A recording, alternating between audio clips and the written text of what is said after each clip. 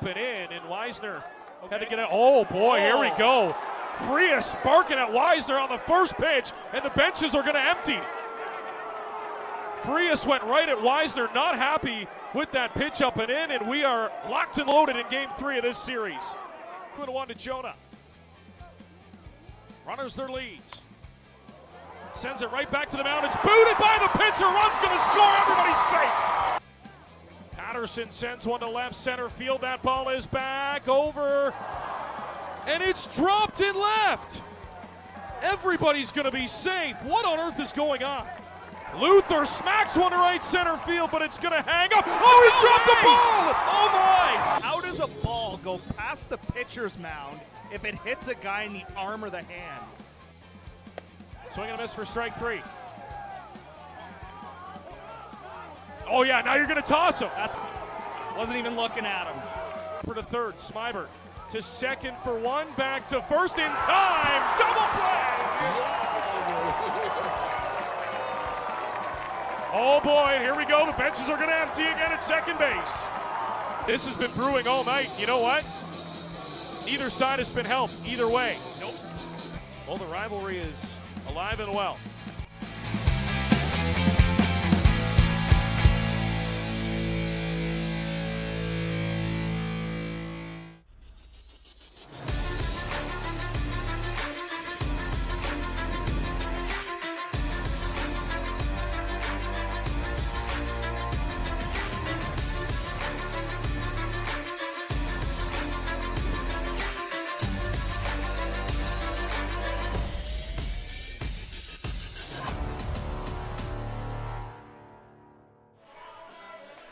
Time for the Guelph Royals. Welcome to Royals TV on a beautiful Wednesday night. It's Game 4 of the IBL semifinal between the Guelph Royals and the Welland Jackfish. The Fish lead the series 2-1, and as you saw in that clip, Josh Alderman, it was a wild one. It was a wild 1.5, and it's safe to say here for Game 4, they're going to have to do some cleaning up in order to get the job done here tonight, whether it's Guelph looking to force a Game 5 or Welland looking to punch their ticket to the IBL final. And that's putting it lightly, partner. You look at last night's game, 6 errors across the board, most of them leading 2 runs.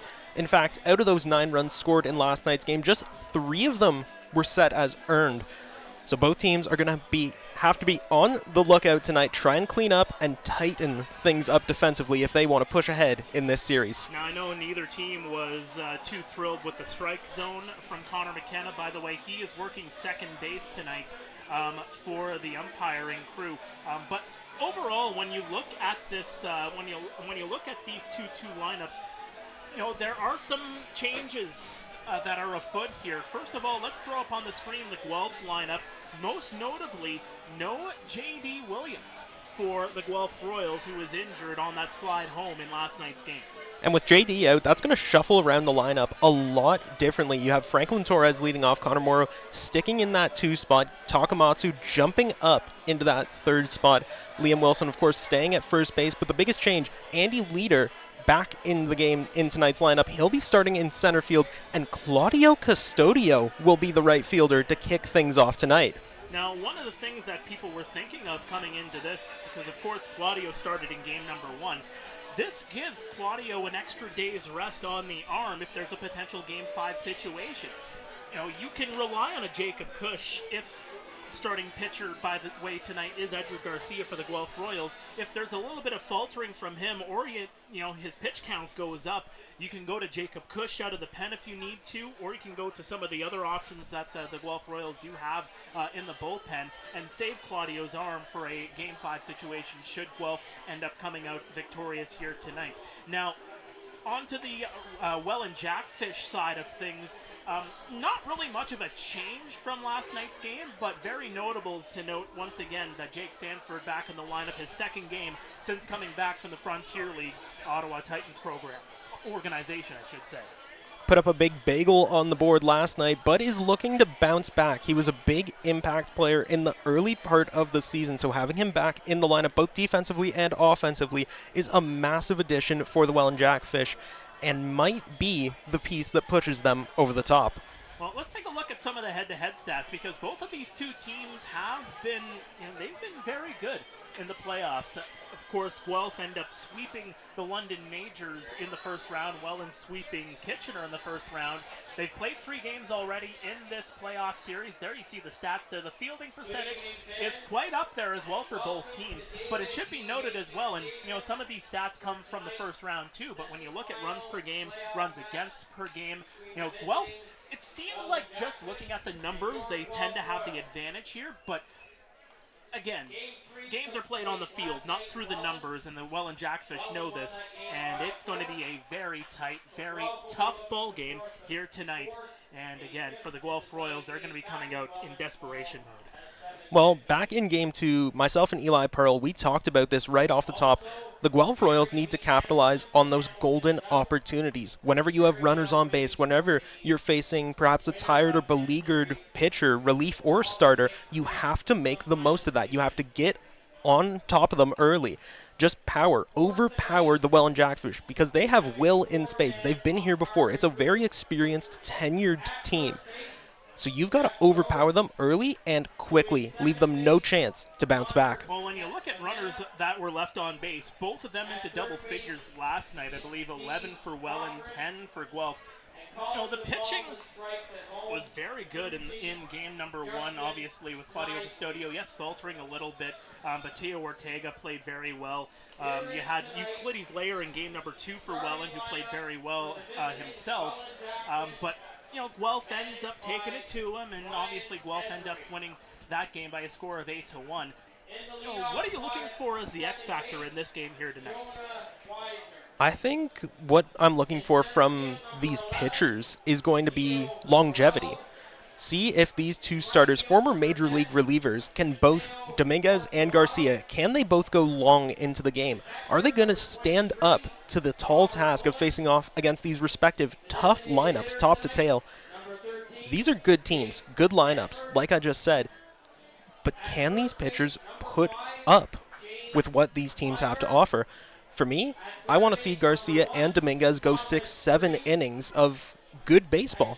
Strikeouts, as minimal walks as possible, and something I've harped on all season, unproductive contact. If they can get those things in there right away and stay in the game as long as they can, help perhaps conserve some time for the teams, both Dino Ramel and Esri, to put in the best relievers to just wrap up the game instead of take it the rest of the way. Well, when you look at that big inning from last night's game, at least from the Welland Jackfish is concerned, there was a lot of soft contact. Minus, of course, that Brandon Hoope home run, which, by the way, Brandon Hoope in the 9 spot, you cannot give up a big home run like that to a guy that's batting in the 9 hole. No offense to Brandon Hoope, who is a solid player in his own right. But the soft contact is going to be huge in this game, in particular with this big ball field. Even if you do get that hard fly ball contact, there's a lot of open field here, and it plays again into the errors that we saw in last night's game. Notably, you saw Matthew Ward not making that catch in at right field. That ends up cashing in a couple of runs. He's over at third base now. You have a little bit more of an experienced outfield out there tonight. So, at least for the Guelph Royals' point of view, and you can even say the same thing for the trio that's out in the outfield for the Welland Jackfish, it goes back to the errors. You have to make sure that those are at the absolute minimum. You have to play perfect baseball at this time of year. Both of these teams, in my opinion, got lucky last night, because the fact of the matter is, when you make that many mistakes out in the ball field, you're losing that game. But when the other team is faltering just as much, it really is a crapshoot at the end of the day. And for the Welland Jackfish, fortunately for them, they end up coming out the victors in what ended up turning out to be a very close game. So, again, clean that up, and here tonight, I'm sure that's the message from both of these field managers. Yeah, if they can tighten up, right their respective ships, both of these teams should be on pace to putting in a hell of a ball game, partner. Well, we got a hell of a ball game coming up. The Barrie Bay Cats have already advanced into the IBL final, so I know most of them will be watching this game tonight to see if they have an opponent or they have to wait until tomorrow to determine who they will face for the Dominico Trophy.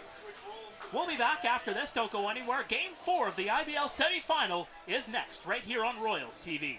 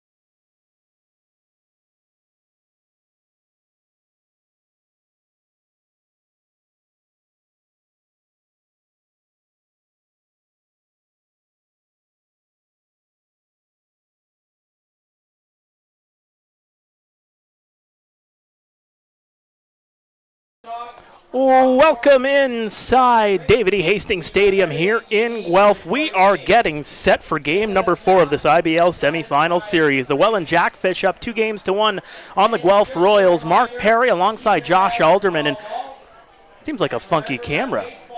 I want to change that, my friend, right next to me. There we go. Yes, indeed, we have ourselves a center field camera tonight. Glad to have you with us here for game number 4. As we take a look at the umpiring crew for tonight's game. Justin Snively is in behind home plate. He is the crew chief. Jeff Rose is over at first base. Connor McKenna gets the assignment at second base, and at third base it is Steve Cochran. Yes, it is an elimination game in the IBL, so that means it is a 4-man umpiring crew here tonight.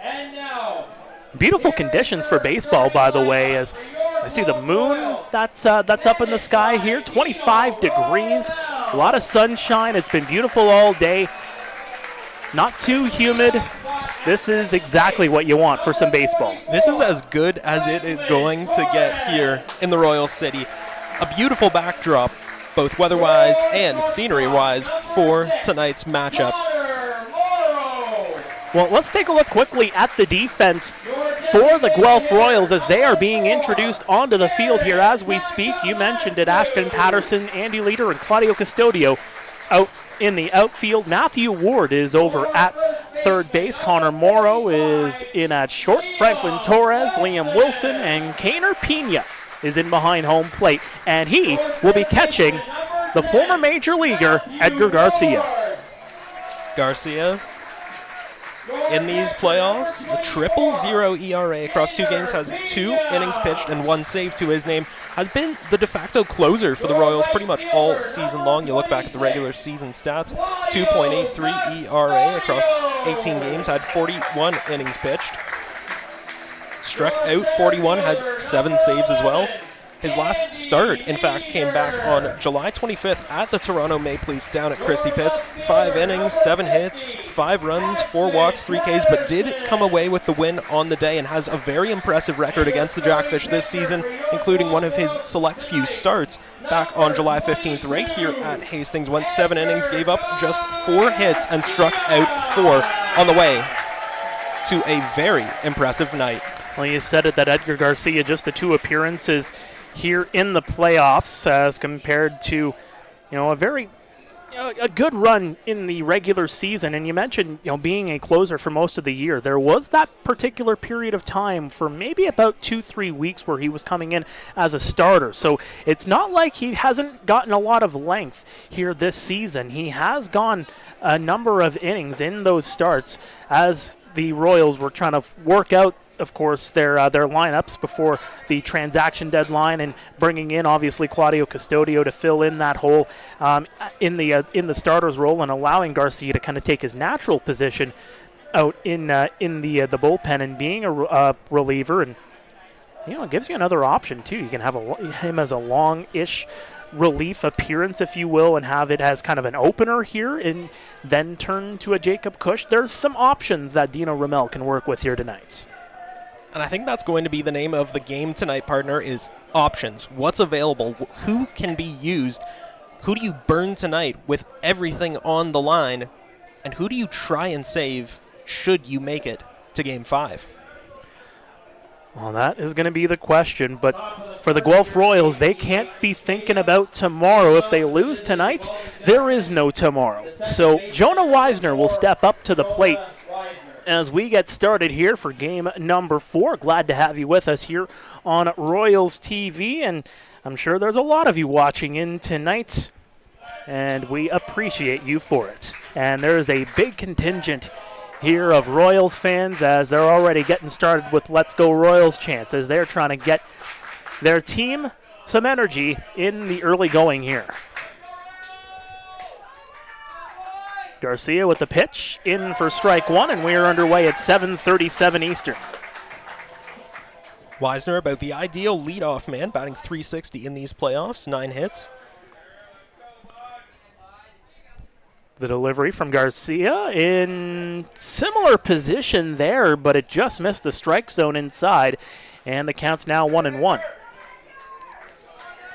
You can see Matthew Ward over there at third, playing practically on top of the infield grass, trying to prevent a bunt situation. That one's upstairs. 2 balls, 1 strike here on Mr. Wisner. The hitting champion in the Intercounty Baseball League this season. 66 hits, led every player in that category. 2 balls, 1 strike. Garcia, the delivery, inside, 3-1. Well, all 4 of his pitches to kick off this game have been inside. Most of them fastballs. 3 out of the 4 have been 4-seamers right in that bottom right corner from where we're sitting. See if he goes back to it again here with the 3-1. Like to see if Wisner might swing a little bit earlier here to try to get bat on baseball if he throws inside. The 3-1. That one sent foul. There's a will and a way if you want to get to that baseball if you're getting pitched inside. If you swing half a second early, you might be able to connect with it, although that might play right into the hands of Garcia because you're not going to get as much power out of it. I was just going to say, was a little late with that swing. See if he can tighten it up here. The 3-2. Sent high. Playable. Torres camping underneath it, and he'll make the catch. 1 down. Well, and that'll set things up for the speedy Gio Morello, the center fielder. As again, for the Jackfish here in these playoffs, not really changing their lineup all that much, albeit, changing it yesterday because of the addition of Jake Sanford. But otherwise, their lineup has been relatively the same. As it has been for pretty much the entire regular season. Esri has his guys that he goes back to time and time again, and there's absolutely nothing wrong with that. If you know who's good for you, you stick with them all the way through, and these are about as reliable as guys get. Well, Morello batting .263 on the season, and that .444 on-base percentage, as that one will clip the strike zone for strike 1. Yeah, his production has dipped. He had a very stellar regular season, .333 batting average, 51 hits across 39 games played. Not to mention a very impressive 27 RBIs. Productive and reliable is Morello. There's a strike.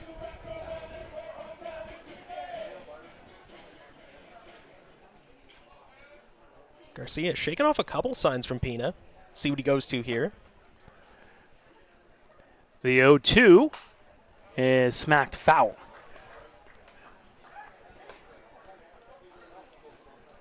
Garcia, when he's up there on the mound, more often than not, you will see him shake his head at the signs from the catcher. He really does know what he wants to throw. And more power to him. He's a former Major League reliever. I think he can call his spots. That one's inside, and that'll put the count at 1-2.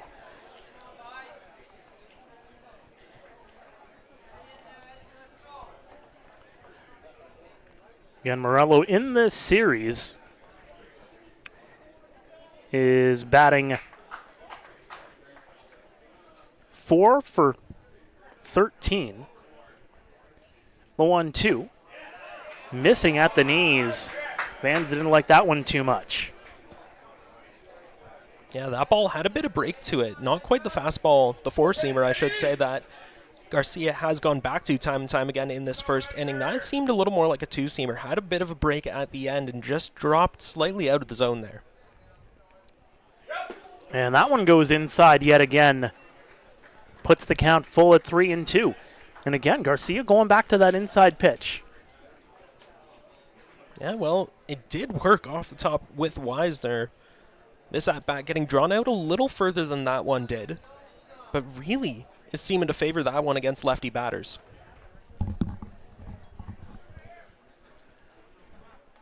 Already the pitch count up to 12 here. Here comes number 13.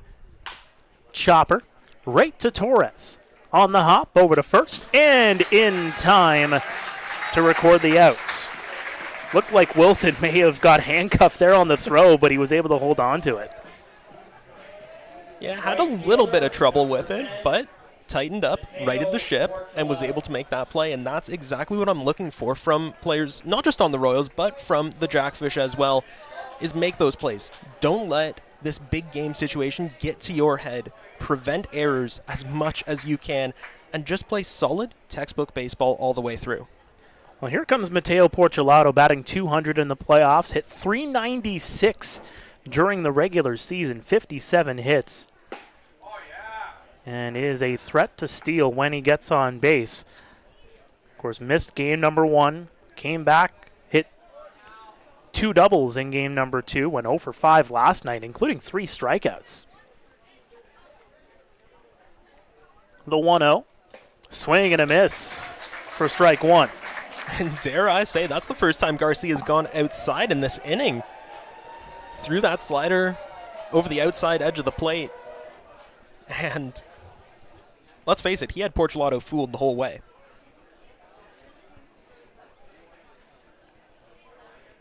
The right fielder takes the 1-1, and it misses high and away. Well, again, the Barrie Baycats sweeping the Hamilton Cardinals after their win last night. So they are sitting pretty. I would imagine that Game 1 of the IBL final will start Saturday, no matter how this series ends. Of course, Welland and Barrie both play home games on Saturdays, as that's another chopper right to Wilson.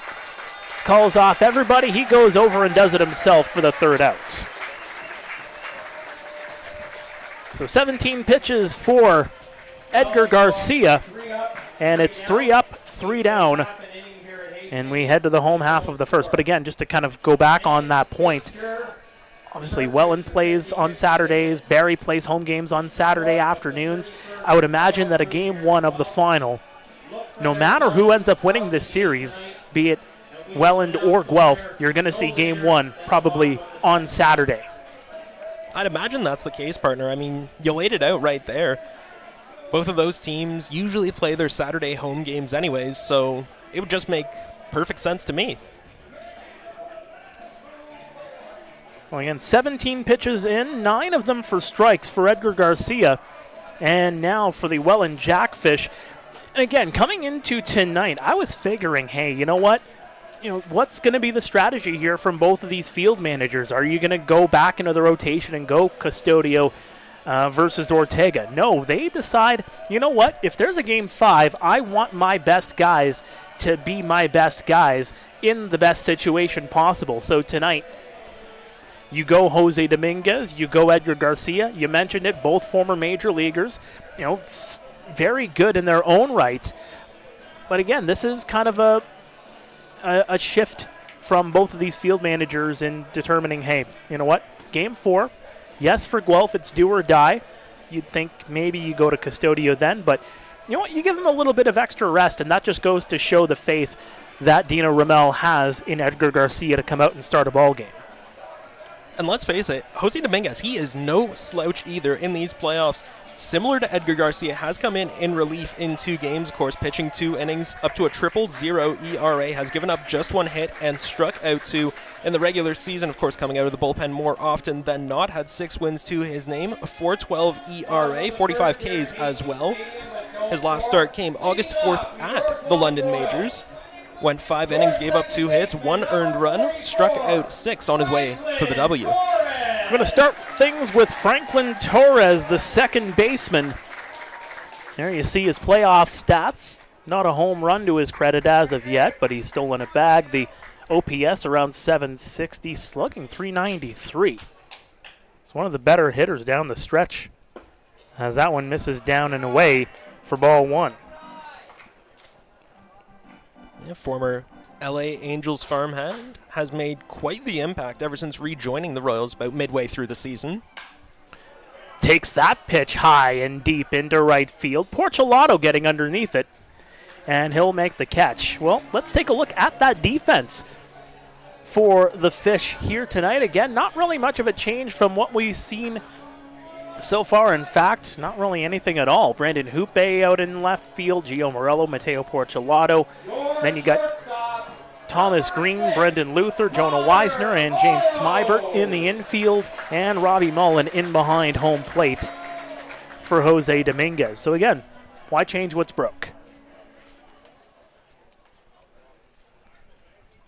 Here's Connor Morrow. takes one inside for ball one. Morrow batting .261 in these playoffs. Has come up in big situations for the Royals and has delivered 5 RBIs and 6 hits. Chopper to Green. Gets it on the hop. Over to first in time. It's 2 quick outs for the Royals here in the bottom of the first. And that will bring up who I believe is going to be the X factor for the Royals tonight. If you were to name a player that's going to have the biggest impact, I would name DH Garrett Takamatsu. The former MVP in his 7th year in the IBL is batting .417 in these playoffs. 10 hits, 7 RBIs, 3 doubles as well from the big man. Has come up big time and time again, especially in a year where some of your more reliable veterans like J.D. Williams and Andy Leader have seemingly regressed stats-wise. That one misses for ball one. Well, and you look at the playoffs here, Josh, game number 3 was the first time all playoff long that Garrett Takamatsu was held off of a hit. He was 0 for 4 last night, as that one goes right down Broadway for strike one. So he's very consistent. You look at that London series where he went with 7 hits, including 3 doubles. Here in this series, 3 for 12. So, batting .250 as he smacks that one foul. Yeah, the power of Takamatsu is something else to keep an eye on. Had 6 homers in the regular season on his way to 49 RBIs. The power, never in question. It's just a matter of lining it up, finding his pitch, and sending it yard. Dominguez gets the sign. Mullins sets up outside, and that's a swing and a miss for strike 3. Foul tip into the glove, and that'll do it. 3 up, 3 down. The Guelph Royals go down in order, and we are through 1 here at Hastings Stadium in Guelph. Scoreless here in game number 4 here on Royals TV.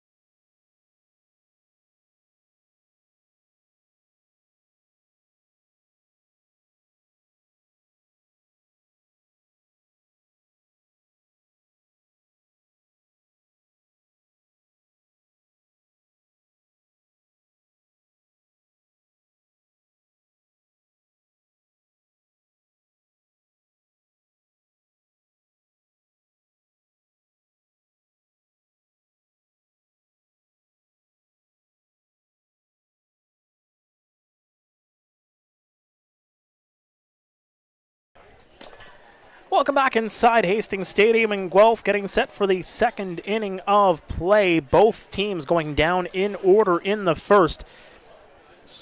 Jose Dominguez and Edgar Garcia do the job here in the early going. Mark Perry alongside Josh Alderman here in the booth. It'll be Robert Mullen, Jake Sanford, and James Smybert due up here for the Welland Jackfish. Again, looking to punch their ticket to the IBL final with a win here tonight. And Guelph looking to force a 5th and deciding game tomorrow back in the Rose City. And Robert Mullen, he's going to be a big part of this game if the Jackfish want to win this one. He has been the straw that stirs the drink all throughout these playoffs. .381 batting average, 2 homers, 4 RBIs, 8 hits, 4 runs scored. He's really done it all in these playoffs, not to mention his superb play behind the plate. Hit that big deciding home run in game number 3 against Kitchener. Ended up walking off the Panthers and finished up their season. And we want to give a special shout out to the Panthers organization. Got to talk with General Manager Shanif Hirani earlier on today, and He's the reason why we have that center field camera tonight. So got a little bit of a favor from a friend of mine so we can bring all the action to you here tonight from Hastings Stadium.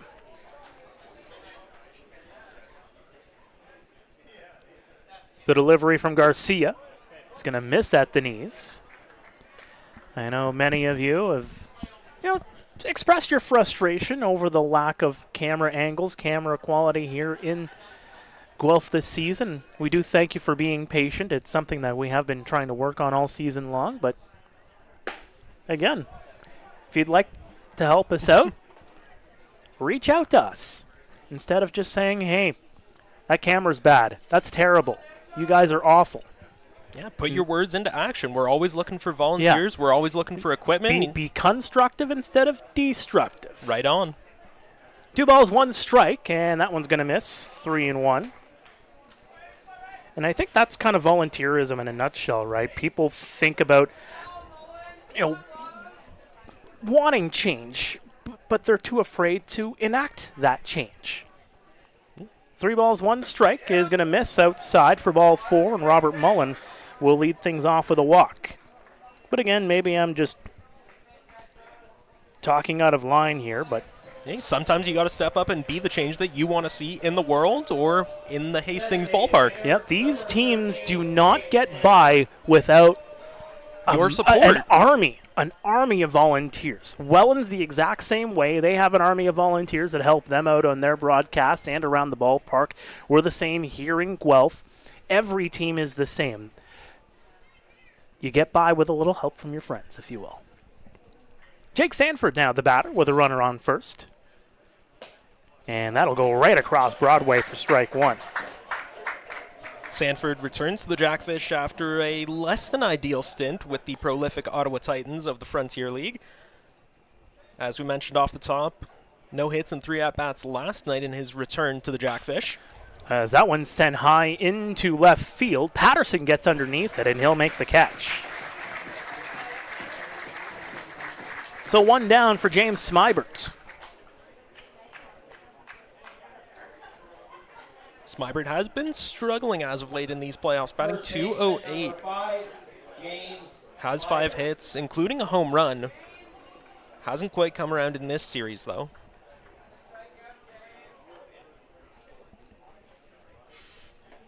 So now you can see corners playing in for the Royals.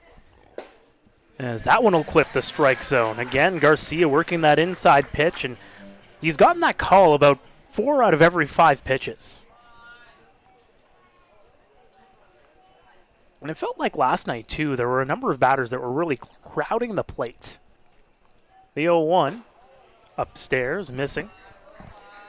Yeah, especially with those 50-50 pitches, it does the umpire no favors if there's crowding on the plate.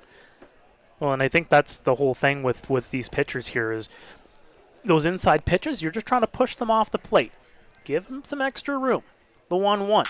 Chopper. Right over to Torres. Throw to second. He'll get the out. Throw over to first and not in time. Smybert gets on with the fielder's choice. Good turn there from Franklin Torres. That was a thing of beauty. And again, going back to that main point, I won't stop harping on it because it's something that these two teams didn't do so well last night, and that is good defense. And that right there, my friend, is good defense from Franklin Torres. Again, he was brought in as a catcher last season. This year, since joining around the transaction deadline, has been a regular over at second base. And, just showing that prowess that he has on the infield as well. Of course, played the infield back in the spring. There's a swing and a miss from Thomas Green for strike 1. Also served as an infielder for most of his tenure with the LA Angels organization, over 7 years there. Primarily playing, you guessed it, second base. Wilson and Smybert having a quick conversation over at first base. The 0-1. That one missing away.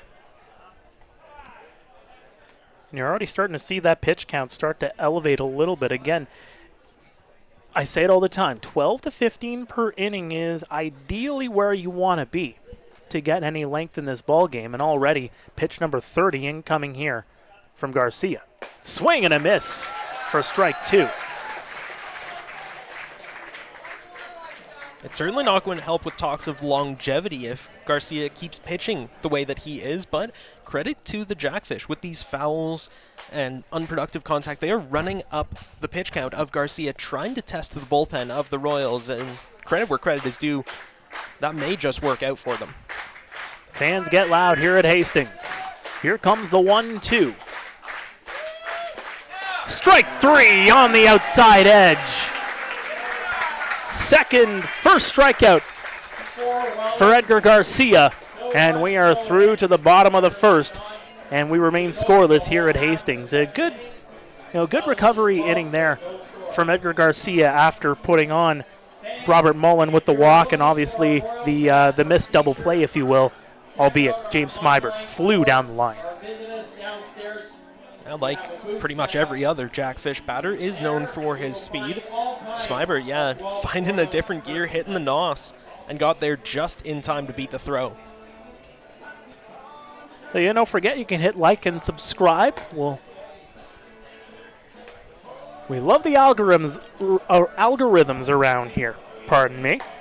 Facebook, X, Instagram, hit likes on all of them, and take in as much content as you want here from the Guelph Royals, and even during the off season as well. It's not like everything just goes dark after a season is over. There's still a lot of work in the off season.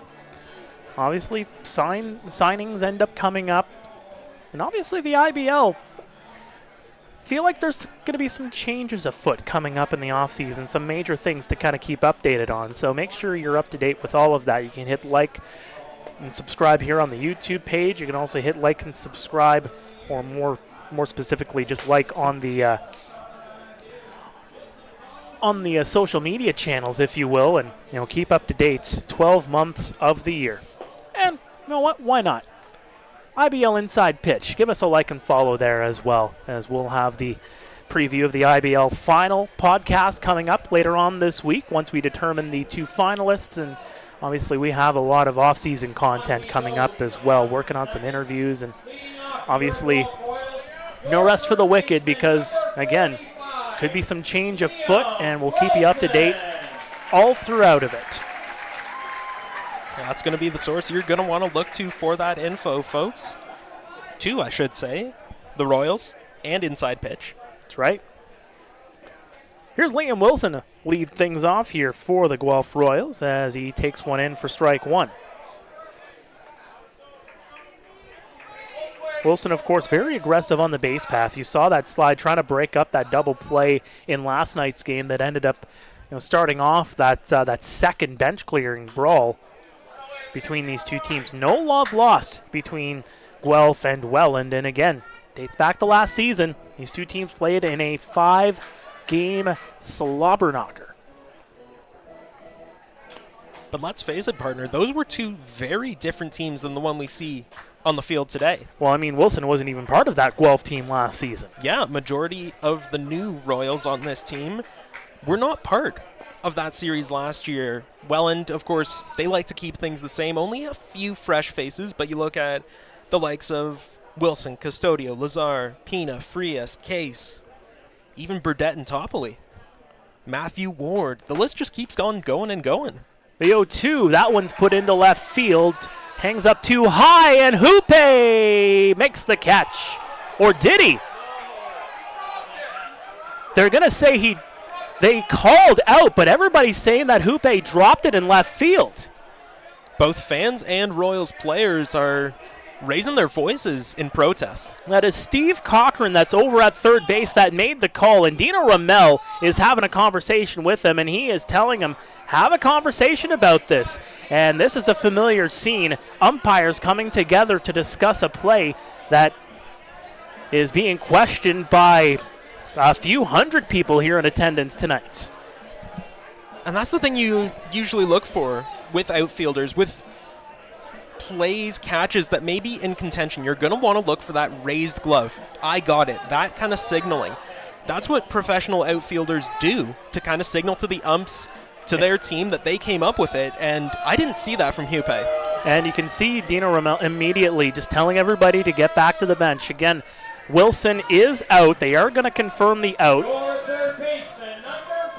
And I think this is just more of, we don't want what happened last night to carry over into tonight, where things just get out of hand quickly. And, good on Dino to just immediately quell his troops and say, hey, don't worry about it. Put it out of your mind. Let's move on. Still a lot of baseball left, as here's Matthew Ward. That's just the right thing to do. On to the next. And for the record, I can't see as far from here in the broadcast booth, so I'm not going to be able to confirm or deny whether or not Hoope actually had the ball in his glove at the end of the day. But, again, Steve Cochran was there, and he was the one that made the call down the third base line. That's the reason why we have 4 umpires here tonight. Because, it's an elimination game, and you don't want any mistakes to be missed.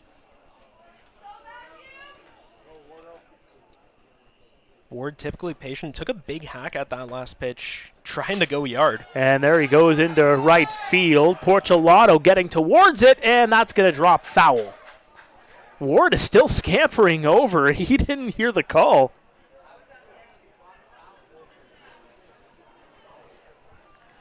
But getting back into the batter's box will be Ward here. Yeah, that one just dropped, mere inches away from the foul line. Had a couple fans fooled on the left side of the park. But the right side, they saw it coming all the way. Just a foul ball.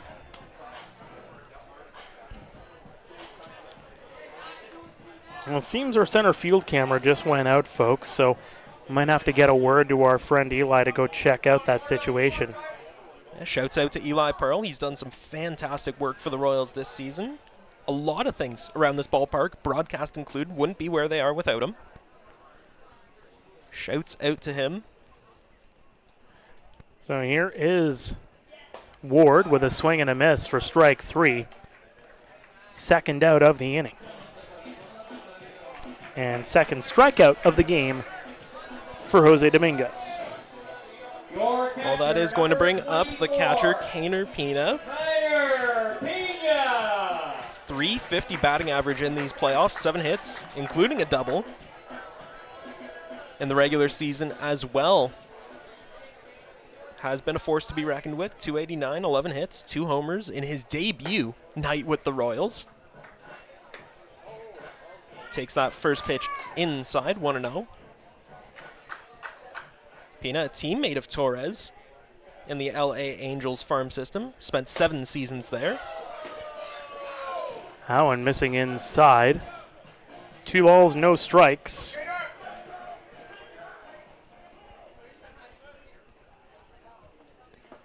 The delivery. That one right over the glove of Luther. Base hit. Pina chucking around, and he's going to take a long turn at first and just go right back. Yeah, wise choice by Pina. The base running, probably not in doubt.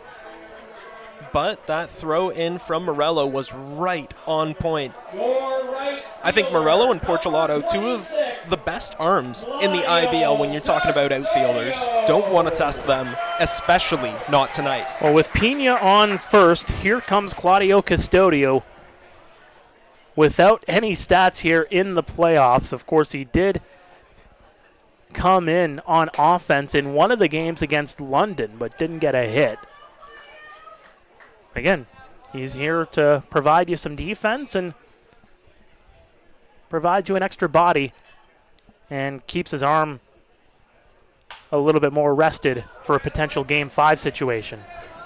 Custodio, across all 3 games played, including that 1 game appearance in the playoffs, has 7 at-bats, has not recorded a hit in any of them, though has struck out just once. Dominguez getting ready for the 0-2. Swing and a miss. Foul tip into the glove for strike 3. And that'll do it. Runners stranded, and we're through 2 scoreless here in game number 4 of the IBL semifinal. Stay with us. You're watching Royals TV.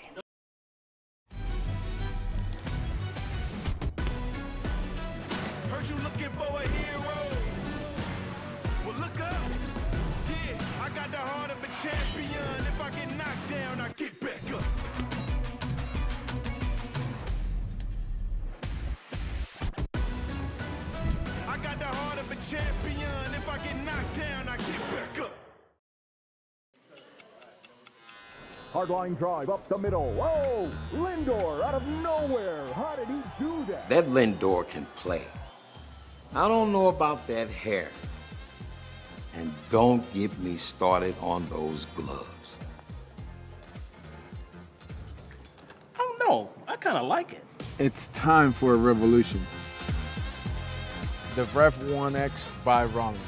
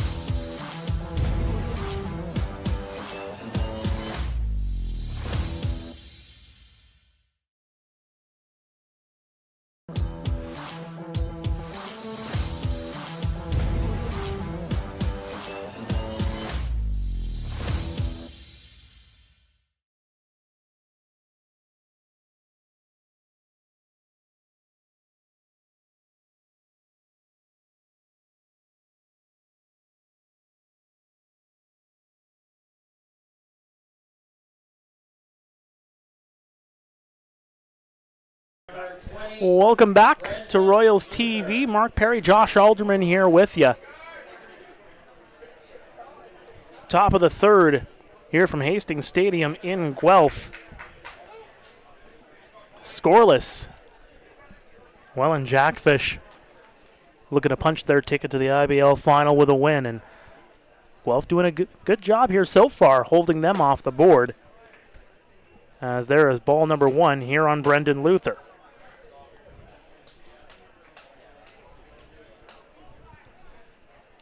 Luther, the 25-year-old, batting .429 in these playoffs, 9 hits. Has been a speed threat as well. 2 stolen bases, 4 runs scored. And that one gets in there for strike number 1. Just paints the inside corner. That's something Garcia has gone back to time and time again. That 4-seamer down and inside on these lefty batters has proven effective so far in this game. We'll see if he goes back to it here in the 1-1. Yes, he does, and same result for strike 2.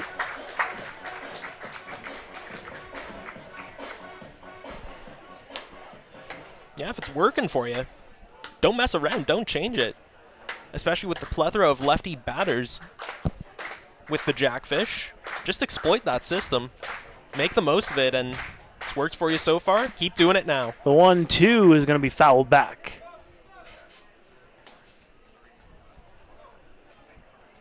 I think someone's going to check on the center field camera situation right now. It was fun while it lasted. Exactly. Well, again, we did it for the people. And if it got a $600 camera stolen from us, it is what it is. 1 ball, 2 strikes. Chopper in the infield. Grabbed there on the hop by Ward, over to first, and in time for the outs. That's one of the biggest benefits of having Matthew Ward as your starting third baseman from a defensive position. He is reliable with the glove and with the arm. You want to know why? Because he is a catcher through and through. His secondary position is in the outfield, and he did play before the arrival of Kaner Pena in that catcher's role for the Royals in a starting capacity. So having that reliable glove and cannon of an arm out there on the infield to make plays like that, well, that is just smart move making from Dino Ramel. Well, speaking of cannons, here's Brandon Hoope, who hit a cannon of a home run in last night's game deep to left field. It ended up being the game winner, as it was a 2-run shot when Guelph was in the lead at that point.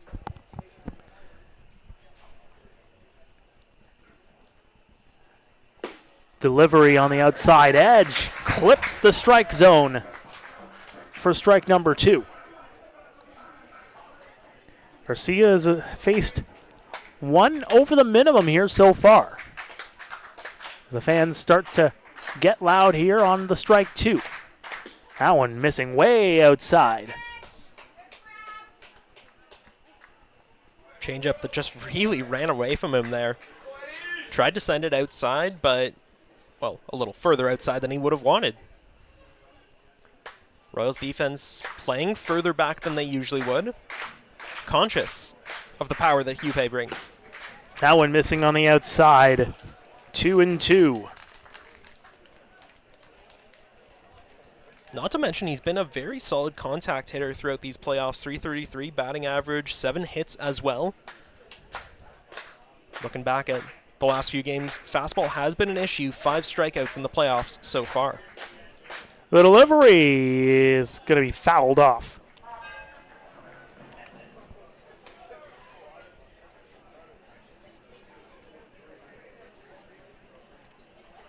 With the way that these Royals infielders set up, they leave a massive gap up the middle, something that the Welland Jackfish have yet to exploit here tonight. No thanks to Edgar Garcia's phenomenal pitching. The 2-2, that one's put high. Leader coming towards it, and he's going to let that one drop in front of him for a base hit. May not be a desired outcome for Royals fans, but I do like that move from Andy Leader. It's sensible. You don't want to dive and risk letting it jump over your head, letting it take a bad Hastings hop and get past you. Just let it drop, get the guy on board, and try and sneak out a double play here to end the inning. Back to the top of the order, here's Jonah Weisner. As a Let's Go Royals chants start to echo out here at Hastings.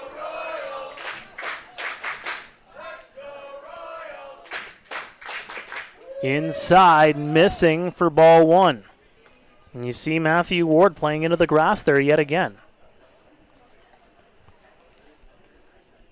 Yeah, both corners are playing in. Morrow and Torres practically on top of the outfield grass. There is no doubt that we are in a double play situation here.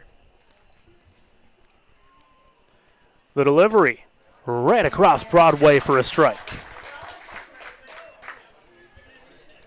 Weisner popped one high into the infield back in the first inning, caught by Torres.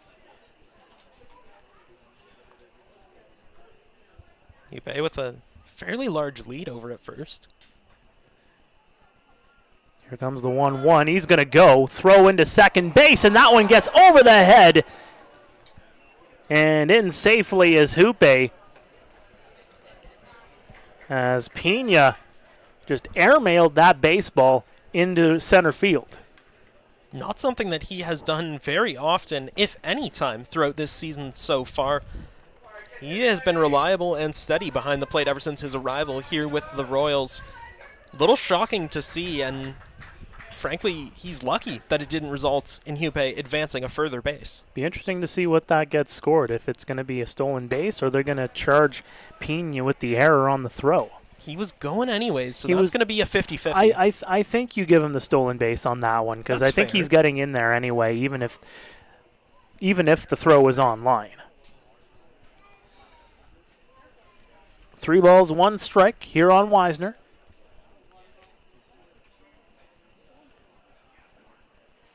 And that is going to be ball 4. And the fans not happy with that strike zone from Justin Snively. That looked like it painted a little bit of black on the outside, but nonetheless, Weisner's going to take first base. Yeah, that is a very tough call. And with Garcia pitching the way that he is, favoring the inside on lefties, outside on righties, it's going to leave a lot of 50-50 toss-up kind of calls. Umps are doing the best they can, honestly, in the situation that they've been put in here tonight. To Gio Morello we go with 2 runners on and just the 1 out. What Garcia would do is for some soft contact and a double play here. Swing and a miss. Though I'm sure he doesn't mind that.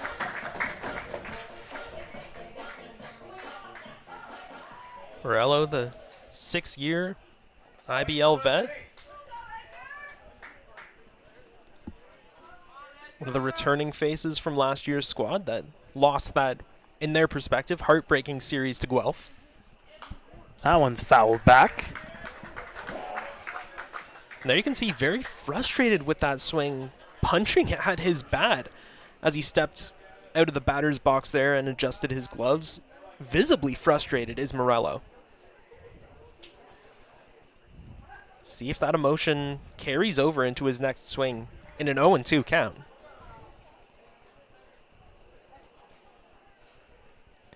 Here it comes. Inside for ball one.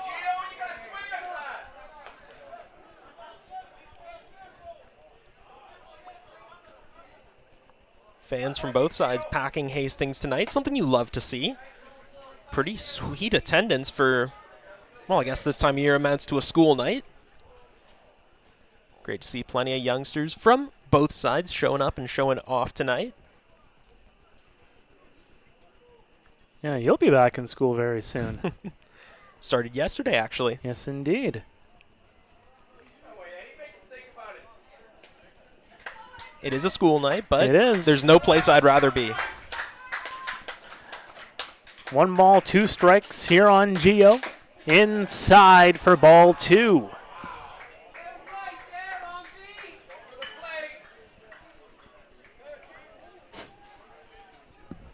I feel like it'd be too easy to say that the Jackfish fans travel in schools to visiting ballparks, but that they do. They show up in great numbers, support their side, so hey, credit where credit is due. Fans get loud here. Coming up, the 2-2 pitch. Runners on first and second. Here it comes. Swing and a foul ball. Just got a piece of it, and it just went over top Pena, and Morello stays alive. Yeah, I think just is the key word there, partner. That was a barely swing from Morello. I mean, barely made contact, barely got it over the plate in time. It was late, it was delayed. His emotions are really getting the better of him here. And now and they're going to call for time, and here comes a mound visit. What do you think they're discussing here? Pizza order, coffee run perhaps, or maybe how to handle this situation given that you got runners on first and second, still just 1 out here in the top of the third.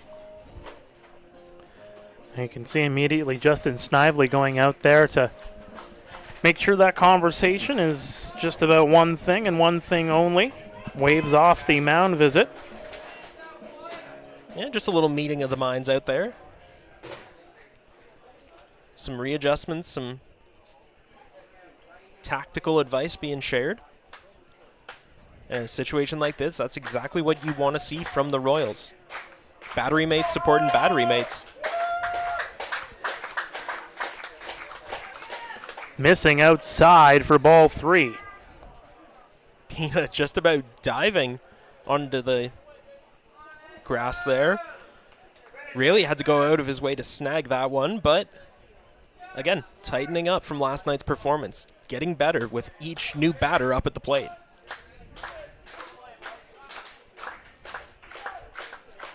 Here it comes. That one goes into right field. It's going to drop. Circling around third is Hoope. Getting the wave home. Another wave home. Throw into the infield, and Pena's going to gun down Morello. The Jackfish take a 1-0 lead. They try for 2. They're not going to get it. But more importantly, 1 run does come into score for the Jackfish. Yes, that run did come across the plate, but I'm a little more concerned with that second potential run there. Phenomenal defensive team up there. Custodio with the bullet right into the glove of Torres, who sent it on a line to Pena, who was in the perfect position. Yes, the run did come around to score, but that's the defensive prowess, that ability being shown by 3 very integral members of this Royals roster right there on a very integral play to this game. Swing and a miss from Porcelato for strike 1. He's 0 for 1 tonight. Again, a big RBI double from Gio Morello has the Jackfish up 1-0 here. The delivery missing downstairs.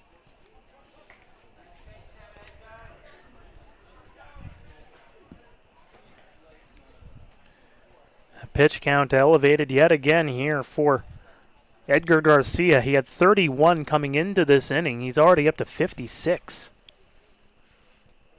Number 57 incoming, swing and a miss. Yeah, if you're Edgar Garcia, you're really looking to go long into this game. Even though his last start did go 5 innings, he has shown before that in a starting capacity, he can go about as far as you can go. Went 7 innings in his last appearance against the Jackfish back in July on the 15th. Check over at second base. The 1-2, swing and a miss. He got him. Strike 3, but the Jackfish score a run in that 3rd inning, and they lead the Royals 1-0. And you go back into game number 3 last night, Josh. Guelph ends up taking the 2-0 lead in there. So, they set a tone early. Now Welland, after a couple of innings, they are setting the tone here in the 3rd. They get that pitch count up, but more importantly, they get a run across to set the tone on the scoreboard. To be fair, tone is important, but as the two teams have shown throughout this series, no lead is safe. These new-look Royals have been one of the most dangerous teams in the IBL. You got power and contact up and down the lineup. Well, and they're proven through and through, so I don't think any lead, no matter the size, is safe in this contest, in this series. It'll be a fun one to watch, though. Well, again, look at the amount of lead changes there were last night. Oh, yeah. It went back and forth and back and forth. And ultimately, that Brandon Hoope home run ends up being the difference. And that just goes to show these teams that every single action is going to have an impact on the game. You don't know if that's going to be the game winner. That may be, just another run on board in a blowout loss if it turns out to be that. You don't know what your actions, the impact that they're going to have on a given game. And that is why every single at-bat, every hit, every swing matters, especially when you're deep into the playoffs like these two teams are. 23 pitches in here for Jose Dominguez. He will face Andy Leader, Ashton Patterson, and Franklin Torres here in the home half of the inning. And again here, you need that counterpunch here if you are the Guelph Royals, and especially for Andy Leader, who has struggled here in the postseason. Playoff Andy Leader needs to show up, and he needs to show up tonight. Yeah, just batting 176 in the postseason up to this point. 3 hits. Has stolen 2 bases and come around to score 4 times, so the speed and athleticism is still there. The contact just hasn't quite been. 9 strikeouts as well. He actually led the team in that category in the regular season with a less than stellar 39. Andy Leader, the 3-time All-Star, was a big pickup from his hometown Kitchener Panthers last season, partway into the year. Really showed up last year, hasn't quite come back around this year, but hey, if there ever was a time for Andy Leader to show up and show off, it would be now. Takes one in for ball 1. And again, he was the difference maker in Game 5 of last year's series.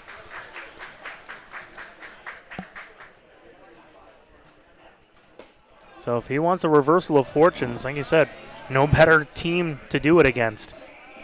Yeah, no better series, no better game, really. On the brink of elimination, you gotta give it your all. The 2-0, squared down the bunt, and it's going to go foul. Well, and keep in mind this as well. Last year, every road team won their games during the 5-game series. This time around, the home team has held serve. Guelph, all they have to do is hold serve here tonight and get that 1-game showdown tomorrow night. Simpler being said than in practice, but fact of the matter is, that's just the way things have been every going. home team's won this series. Yeah. The 3-1 holds off on the swing. He went around. No, he's going to call it a strike, and Andy's going to have to get back in there. So there was a little bit of confusion there. Andy thought he was trotting over the first. Jeff Rose, the first base umpire, pretty clear in his assessment on the appeal over. Yeah, and it was a quick decision. I mean, no deliberation needed. He saw what he saw and made his call that way. Mullen sets up outside, the 3-2 inside. That's going to be ball 4. No doubt about that one. And Andy Leader will take his base. Leader, as we mentioned, very much a speed threat. 2 stolen bases in the postseason. Had 5 in the regular season as well. Speaking of speed, Ashton Patterson, known as the Roadrunner around these parts, up to the dish. Patterson batting 167 in the postseason. Partner, I'm going to let you take this one for about a couple of minutes. I think we might have an update on our center field camera. Oh.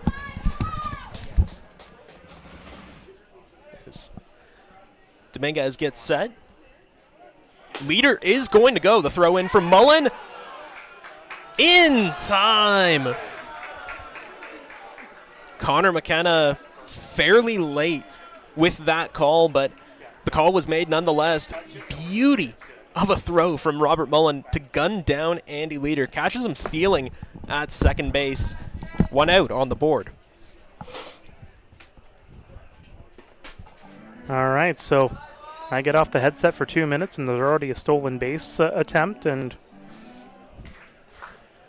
I guess I need to be on the headset a little bit more.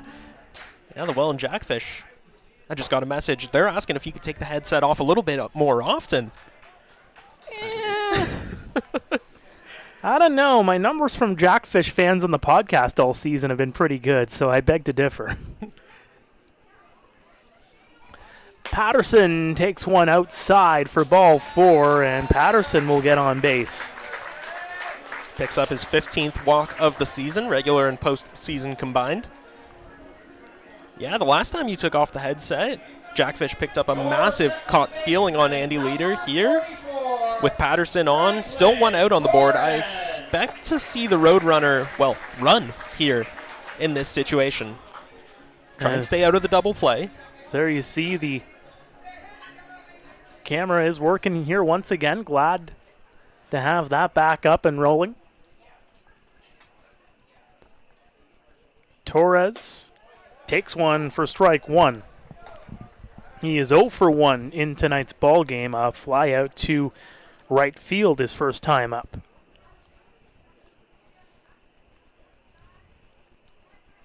And Jackfish 1, Royals no score. Dominguez gets set. That one's pasted into right field. It's going down the line, and that's a foul ball.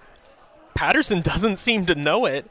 Dino Romel only giving them a sign as now when he rounds third. When you're running that fast, you do need a couple of seconds in terms of your reaction time to slow down. If he comes to a dead stop in the middle of a dead-on sprint like that, let me tell you, it's tough. It's tough. So Torres will start again here. No balls, 2 strikes, 1 out. First 2 batters have reached here for the Royals. That one missing downstairs, 1-2. I don't mind that from Dominguez. A fastball down towards the dirt, not in it. A good chase pitch, something that in an 0-2 count, you're going to try and get Torres swinging to pick up that second out of the inning. Don't hate that choice at all. I'll try again, the 1-2. Swing and a miss. He got the chase this time. And that's strike 3, 2 away here in the third. 4th strikeout for Jose Dominguez. He is pitching phenomenally here tonight. Your shortstop, number 6. The former major leaguer has shown up in a major way for the Welland Jackfish tonight. Like I mentioned off the top, normally a reliever. Pretty much all of his appearances for the Jackfish this year, regular and postseason combined, have come in relief. So to see him excel as a starter, that's got to be comforting to Brian Esri. Throw over to first and not in time. By the way, for those wondering, we eliminated the first base camera. That's so we can have the center field camera. You have to work with what you have. And again, if you'd like to help us out, volunteering, perhaps contributing equipment, maybe we give you a shout out on the broadcast, as that one's lined over to second base, and Luther ends up getting the force out. So a couple runners reach, but the Royals can't hit pay dirt this time around. We're through 3 here at Hastings Stadium in Guelph. It is 1-0 Welland here in Game 4 of the IBL semifinal.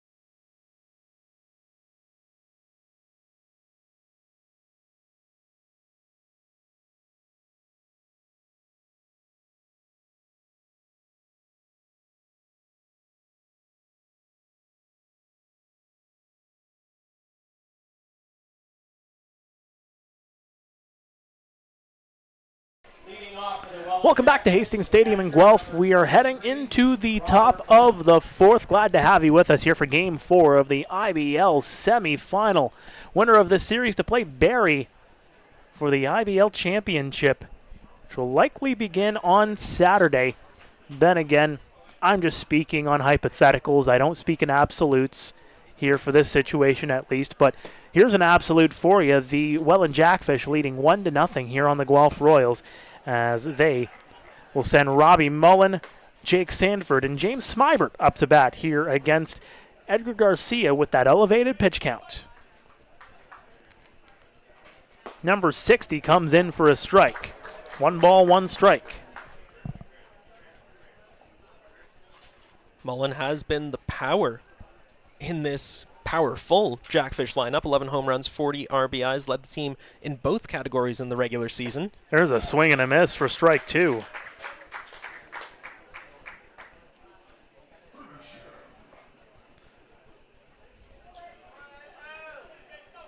As almost in respect of his power, Royals defense playing pretty far back from their usual spots. That one missing on the outside. Good chase pitch there from Garcia. Fastball down and away. Robert Mullen, he's a little wiser than that to go after it. That'll go in for strike 3. No chase about that one. That was straight up Main Street. Caught Mullen looking for the first out of the inning. So here comes Jake Sanford. Still yet to record a hit in these playoffs. Was a star man in the earlier part of the regular season for these Jackfish. .355 batting average across 14 games. Had 22 hits, 2 homers, and 9 ribeyes as well. Not to mention a very impressive 11 walks in those 14 games.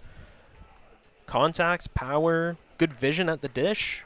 Hasn't quite flipped over here into the postseason. That'll paint the inside edge for a strike, and honestly, he's been getting that call all night.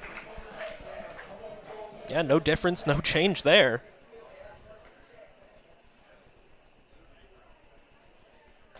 Matthew Ward playing in towards the infield grass, trying to prevent a bunt situation. That one he didn't get the call. Yeah, same spot each time, and living on the edge is Edgar Garcia.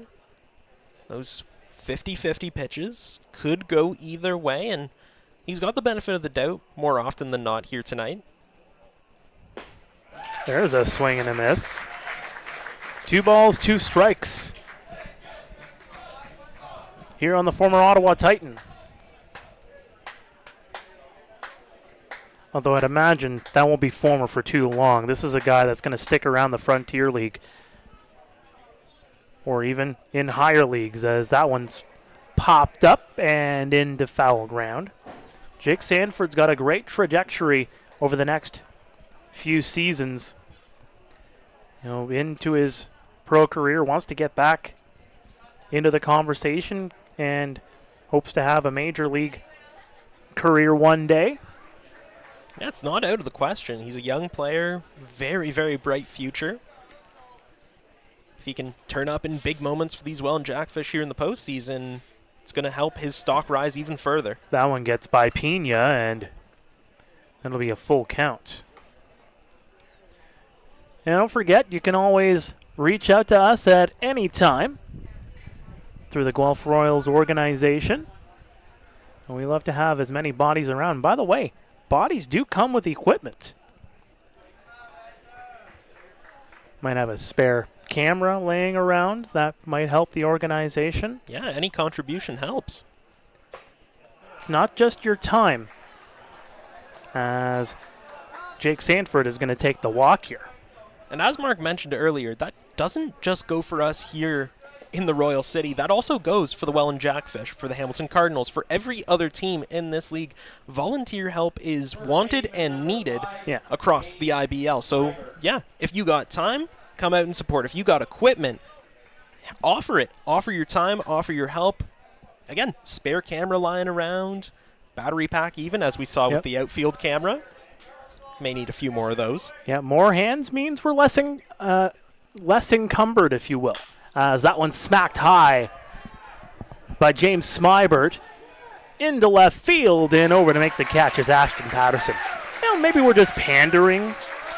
Some people may think that's all we're doing is pandering by saying this, but the fact of the matter is these organizations don't get by without the help of volunteers and staff members to do the job throughout the summer. The amount of hours that these people put in, it's unbelievable. And you know what? Maybe I'm going a little bit extra long on this topic, but I'm doing it for a reason because, this might be our last game. Yeah. And I think the people around these ballparks that have done the job all summer long, volunteering their time, they don't get enough appreciation, and I just want to make sure that every single person that has come out here to Hastings Stadium, whether it's at the concession stands, whether it's taking ticket sales, helping at batting practice, from the bat boy to everybody else that contributes here to the organization. It's a long list. I can go down the list if you want, but we'd be here all night.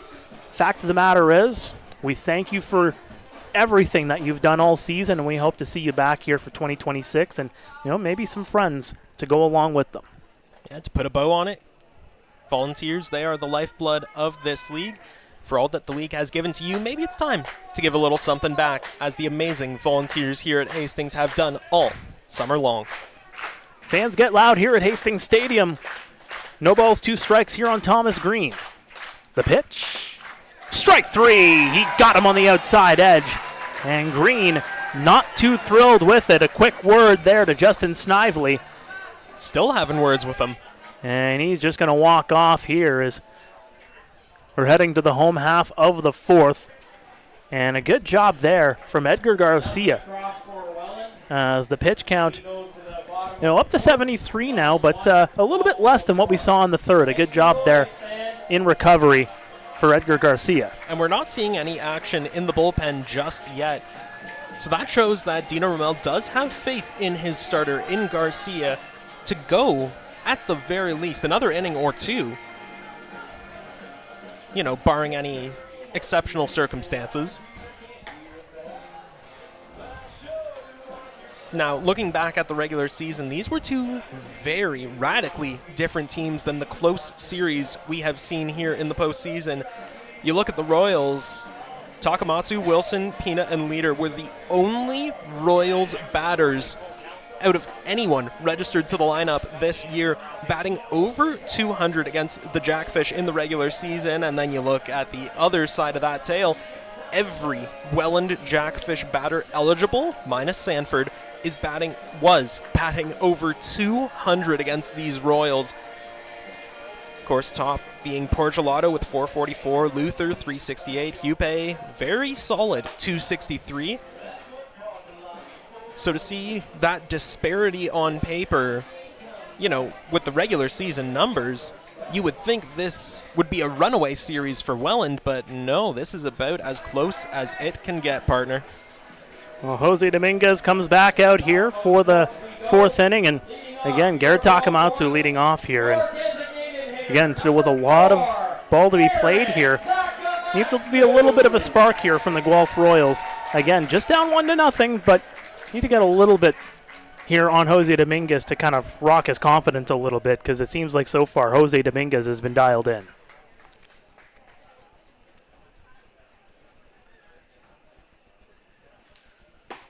That'll go across for a strike. Yeah, the Royals really haven't been able to break through Dominguez just yet. Picked up the hit earlier in the game. That was earlier on, but yeah, really only a smattering of plate appearances that have really resulted in something for the Royals. Green, long throw over to first in time, and that'll get Tack. He's 0 for 2 now.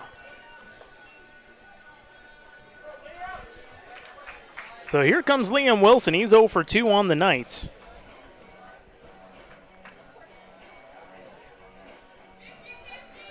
And flew out to left field. And, Wilson's another one of those guys where, he can make an impact with one swing of the bat. Again, it takes one big swing in how close these games have been. Wilson has flashed the power in this postseason. 1 homer, 5 RBIs as well.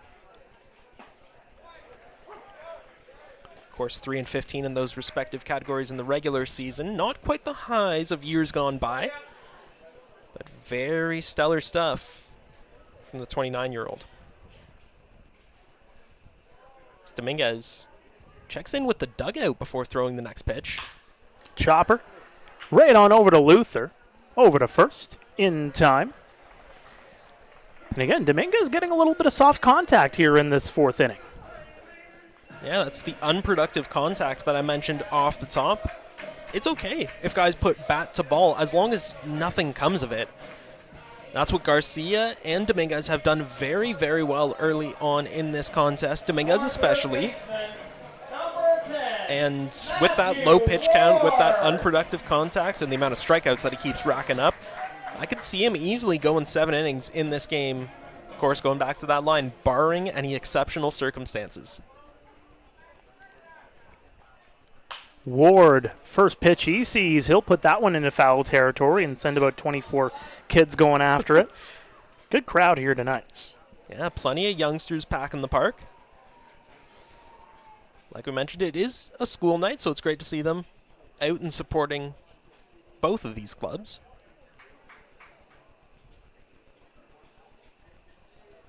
Dominguez really taking his time with the next one. Sends that one into foul ground. Sends a couple fans scattering out in the left field side. A couple lawn chairs being abandoned in favor of personal safety. It's just a grounder off the grass. But it will end up not as a souvenir, of course. Balls are property of the Guelph Royals. And do... Ooh, that one's going to go off the facing of the grandstands here. Yeah, get to be returned to the concession stand for sweet treats. And Matthew Ward looking to deliver a treat to these fans, trying to send it yard with that big swing. Downstairs, 1 ball, 2 strikes. Ward, not a prototypical power hitter by any stretch of the means. More contact than anything. See what he can do here. Popped up and out of play. Yeah. Well, Ward struck out back in the 2nd inning. And again, this is a guy that was an all-star during the IBL season. A guy that has had to move around quite a bit. Started as the catcher, moved over to third base once Pena came in. Saw him at right field last night. Swing and a miss for strike 3, and that is strikeout number 5 for Jose Dominguez. We are through 4 here at Hastings Stadium. The Jackfish won, the Royals nothing here in Game 4 of the IBL semifinals here on Royals TV.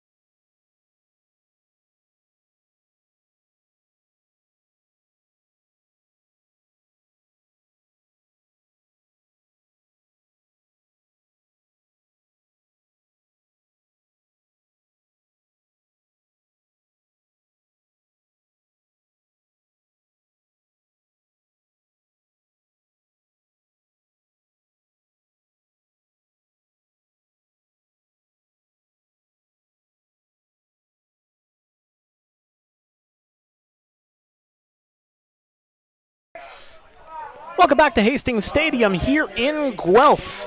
Beautiful Guelph, Ontario. A beautiful night. Well, maybe a little hazy. You can see the moon actually just in front of us. Maybe some cloud cover over it for the most part, but a beautiful, beautiful night here. 22 degrees. And the Guelph Royals looking to hold on and live for another day. Brendan Luther, Brandon Hoope, Jonah Weisner due up here for the Welland Jackfish, who have a 1-0 lead. As that one's going to miss inside for ball one. That's what's been scary for opposition. Looking at this Jackfish lineup, top to tail, you can't really say there's a heart of the order. There's no one really leading the way because everyone is leading the way, stacked from 1 through 9. Well, there is a lot of heart, to say the very least, in this team. The way they have battled all season long, of obviously being in the tops of the IBL, I believe from start to finish, if I'm not mistaken. There might have been a blip in maybe the first couple of weeks where they were either tied for first or maybe down into second place. Obviously, London had a hot start to the year too, but you know, this has been the class of the IBL all season long, and they're 1 win away from making it to their second IBL championship appearance in 3 seasons. Yeah, that seemed to be the story of Game 2. Eli and I talked about it on the broadcast. Breaking down the will of the Jackfish is your way to victory. There's a swing and a miss for strike 3, and another K on the ledger for Edgar Garcia.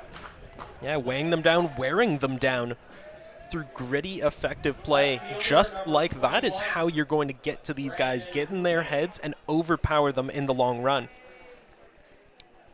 And though Garcia's pitch count keeps running high, he has done that effectively tonight. So here is Brandon Hoope, singled and scored back in the third. He's the only run to come across here in this game. Smacks that one high. Custodio getting to it, and he will make the grab. Quick 2 outs here for Garcia, whose pitch count is now up to 78. Claudio almost lost it in the lights for a second. Looked a little scattered, but ultimately got to it just in time. That is going to flip things over to the top of the order. Weisner walked his last time up.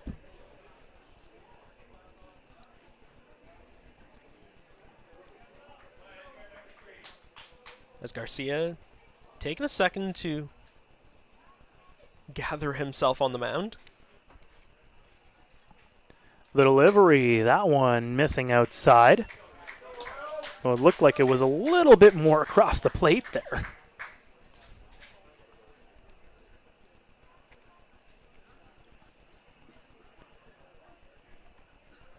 The 1-0 here to Weisner. Smacks that one right over. It hops on Torres, and into right field it goes. Weisner will get the base hit, and it's a 2-out single here for the Fish. Yeah, I don't think you can call that an out on Franklin Torres. He did what he was supposed to do. That one took, as it has been called, a Hastings hop. Just got over his head, just got past him. He did what he was supposed to do. He did what any second baseman would do in a situation like that, and just couldn't get to it in time. Not an error in my book.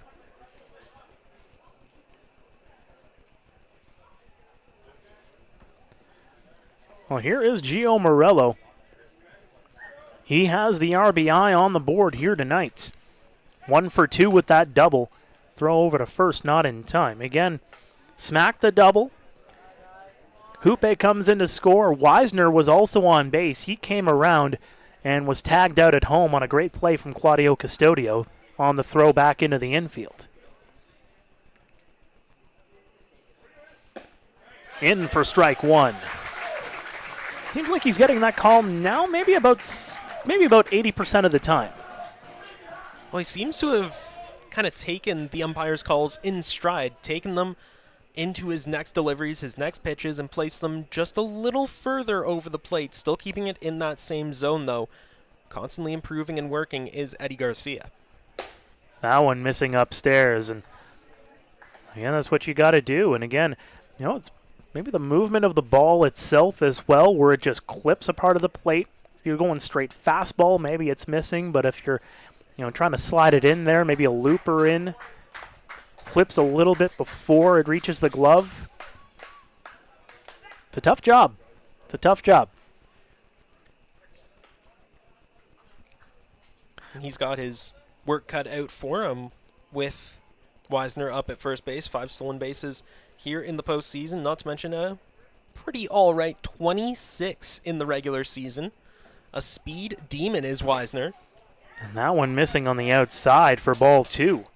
And he was dancing around in that last throw. Yeah, dancing around is the best way to put it, out there at first base, trying to draw a throw from Garcia, whose back is turned to him naturally.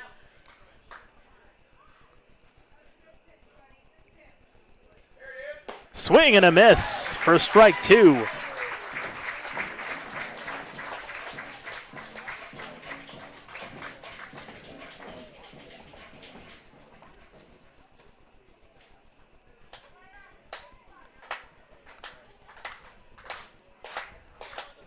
Royals defense still playing fairly in on the corners. Ward and Wilson guarding the lines. Fans start to get loud here at Hastings. The 2-2. Chopper right onto Wilson and right into the glove. Tags the bag and gets the out. Runner gets stranded, and we head to the bottom of the 5th with the Jackfish still leading 1-0. And a good inning there from Edgar Garcia. Again, up to 86 pitches. See a couple of players standing up there in the bullpen, not really moving around or stretching or anything like that. But it'll be Kaner Pena, Claudio Custodio, and Andy Leader up here for the Royals. Take on Jose Dominguez, who again is pretty dialed in through 4 innings of work. Yeah, that's putting it lightly, partner. Dominguez has only thrown 48 pitches in this game so far. He's just locked in. There's no better way to put it. He's really using his entire arsenal out there on the mound. He's thrown fastballs, both 4 and 2 seamers, has worked in the slider and the changeup when appropriate. Seems to be playing almost opposite to the way that Garcia has been tonight. With lefty batters, he's gone outside. Righties, he's gone inside. And it has worked for him all game long. Only 1 hit for the Royals tonight, just a single from Kaner Pena. And just 2 left on base. Again, the prowess here of Jose Dominguez.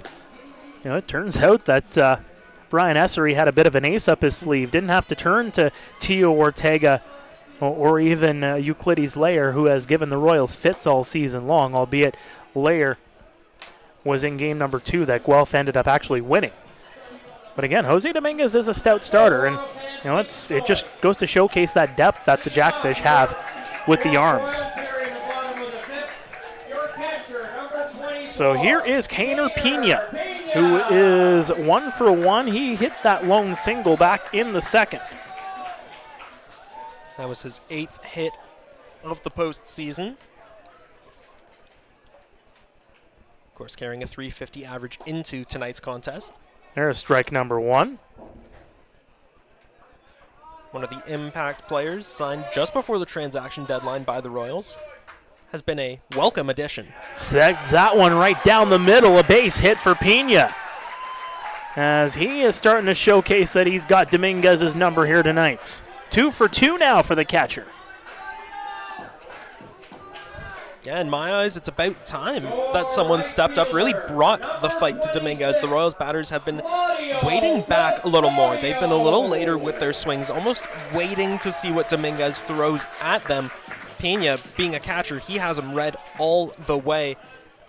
2 big swings, 2 big singles early on in this contest for him. Custodio squares up to bunt, and they're going to call a balk on Jose Dominguez, and they're going to award Kaner Pena second base. That was immediate from the home plate umpire, Justin Snively. And here comes Brian Essery. Just a quick word to try to settle his troops down. He's going to go right back. So again, a runner now in scoring position for the Royals. In fact, for the first time tonight, they have a runner in scoring position. Big moment here. Nobody out. Custodio squares up to bunt. That one goes hit on the hands. It stays fair. Throw over to first in time, and that'll advance the runner on the sac bunt from Claudio Custodio. Kaner Pena 90 feet away from tying this ball game. That is perfection from Custodio. Of course, has yet to record a hit this season, regular and post combined. So dropping down the bunt, doing what's best for the team, putting your pride on the shelf, not trying to go for a hit, just doing what the job requires. That's why Custodio is one of the most consummate professionals in this league. Getting the job done no matter what's required of him.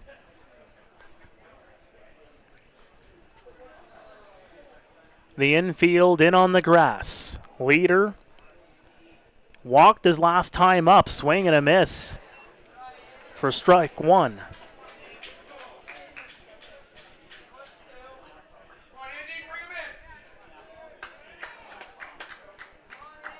Leader, the three-time All-Star, brings plenty of playoff experience to the Royals.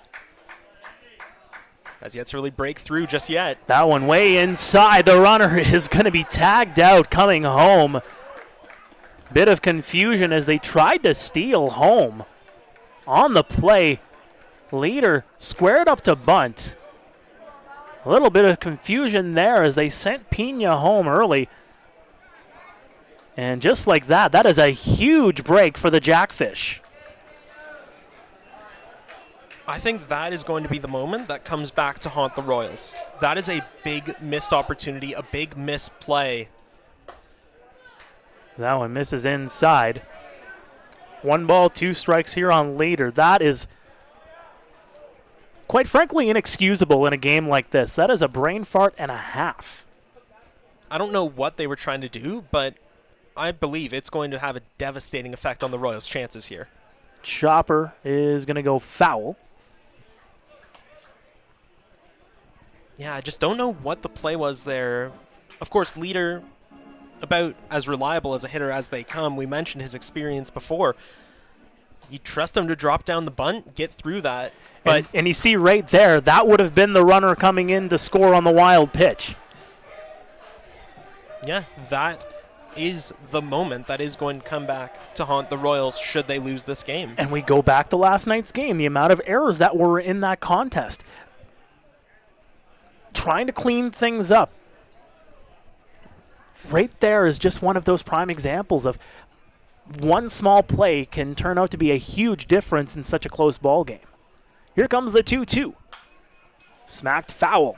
That's the talking point I had earlier is these batters, these runners, need to understand that every single play will have an impact on the outcome of a game. Whether it's a simple fly out or a mistimed steal attempt on home base, everything has consequences.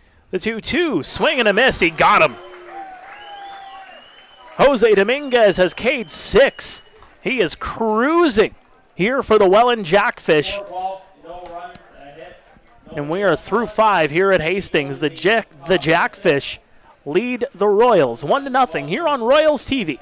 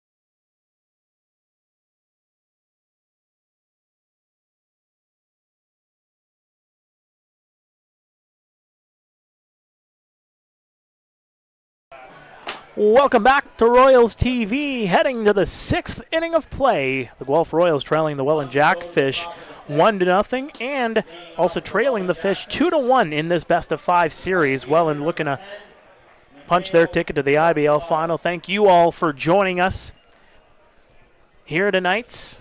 Got plenty of you in the YouTube feed, the live feed. Forget to hit that like button, hit that subscribe button. Over 700 of you tuning in here, and we thank you for doing so. That one missing downstairs.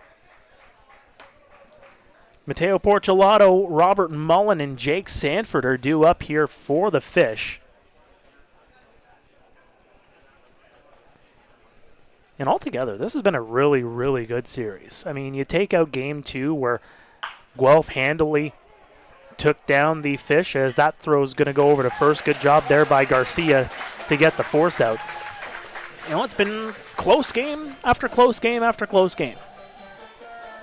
Yeah, the Royals don't let their season stats, their standing in the table, fool you. This is a new-look team. They've made some massive additions at the transaction deadline that have pushed them beyond the majors, and now here into Game 4 against the league-leading Welland Jackfish. They never dropped out of first place throughout the season, tied with London earlier on, but never left that top crown spot.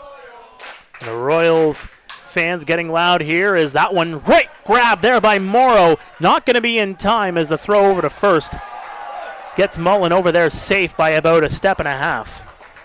But a good job there by Morrow to keep that one on the infield, or else that one's, I mean, it's probably still going to be a single because Patterson's in behind, but you know, just a good play by Morrow to show he's got the hustle. Yeah, you don't want to leave anything to chance, and again, you don't know how things are going to play out. You don't know what's going to have an impact.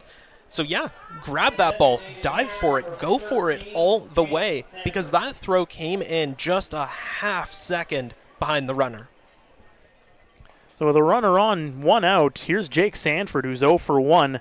He walked his last time up. Inside and down for ball 1.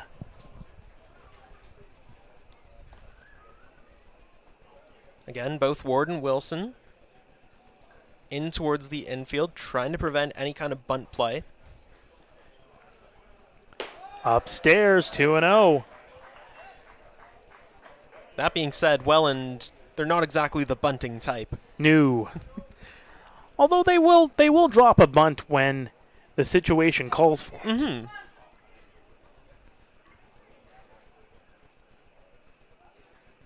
The 2-0. Smacked high. Ward going after it. It goes into foul ground, and Ward can't make the grab. It bounces into the glove, but onto the ground. And that's another missed opportunity there for the Royals to get it out. Yeah, Ward was hustling for it, calling it all the way. He did have backup in the form of Patterson and Morrow.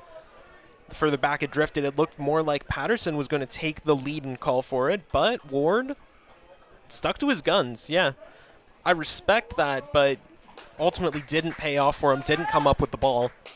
Still a 2-1 count. Or now a 2-1 count, I should say. Garcia gets set, pitch number 93. Swing and a miss for strike 2. We are seeing some activity in the Royals bullpen now. Couple pitchers out there throwing around. And again, just a very tight ball game here. You want to try to give some different looks here. The 2-2 missing inside, 3-2. Slider on that inside corner, bottom corner, I should say. A spot that Garcia has gone back to time and time again. See if he heads back to that sweet spot one last time here. Here comes the 3-2. Inside ball 4, and Sanford gets on base. So here comes James Smybert with Just the one out, and runners on first and second. First baseman number 5. Royals are going to try and pull a double play here. I imagine them keeping the infielders about halfway, and they're not going to try anything too tricky here. Again, still conscious of that massive gap up the middle. And with these Jackfish, you also got to remember that pretty much all of them are threats to steal. Well, I mean, Robert Mullen might be the only difference. He's only got 4 stolen bases in his entire IBL career. But here comes Dino Ramel to have a word with his infield and the starting pitcher, Edgar Garcia, who, again, 95 pitches into this one. This might be a conversation to figure out how to play this one and then turn to one of those arms that are getting ever so warm in that bullpen. No fires in that bullpen, unlike we see in Barrie, but I might have to lift a fire ban. The mayor's here tonight, by the way. Might have to have a word with Mr. Cam Guthrie. Say, Barrie Baycats bullpen can have a bonfire. Why can't we? Yeah, get the guys some marshmallows, get some s'mores going out there. Yeah, his wife, make it a party. His wife Rachel sang the national anthem before tonight's ball game. Beautifully, I might add. So here is James Smybert. Just the one out. Wonder if this would be a situation where you try to get a squeeze and bunt one down. Smybert pops it up. Stays in the infield, and Ward can't get to it. He dove into foul ground, but unable to make the catch. Yeah, once again, calling for it all the way is Ward. Garcia also chasing after it, showing that he's got the wheels. But neither of them come up with it, so it just goes off as a foul. But you got to hustle hard. Yep. It's an elimination game for the Royals. You have to play your behind off. You got to go after every single ball because you don't know if that's going to be the out that gets you out of this jam or helps you along the way. Look over the 0-1. Smacked over, right onto Wilson. Throw over to second. They get the 1 over to first and not in time. Garcia blocked Wilson there. There's no better way to put it. Garcia got in the way of Liam Wilson, who was holding the bag down. Garcia tried to take it himself, and that is just a malfunction at the junction, a massive miscommunication from the Royals there. So yet again, the mistakes starting to pile up here for the Guelph Royals here in a do-or-die situation. And that was a surefire double play. Runners here on the corner. Smybert will reach on the fielder's choice. Second time he's done that tonight. And Thomas Green, he has struck out both times he's been at the dish. But runners on the corners. And everybody going to traditional depth here.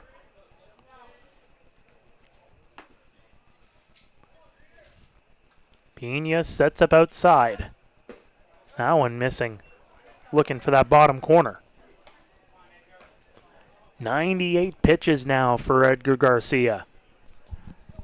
So it looks like the activity has stopped in the bullpen. I'd imagine that this will probably be the last batter, I would imagine, for Edgar Garcia, or just the last inning.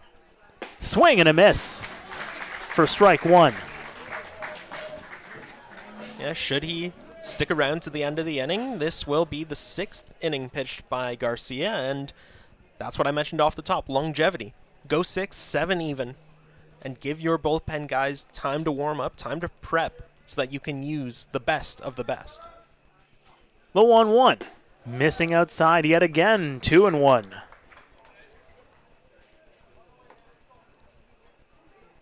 Garcia still sticking to his guns with throwing outside fastballs and sliders to these righty batters.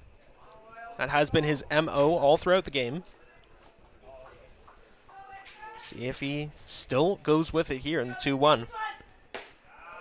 Missing inside, and I thought that one was over the plate. Yeah, that... The fans thought that one too. Caught a decent amount of plate, but had a little break on it, had a little curve on it there at the end, so a little topsy-turvy was that throw. So he will try again. 3 balls, 1 strike. Pitch 102 incoming. Smacked high.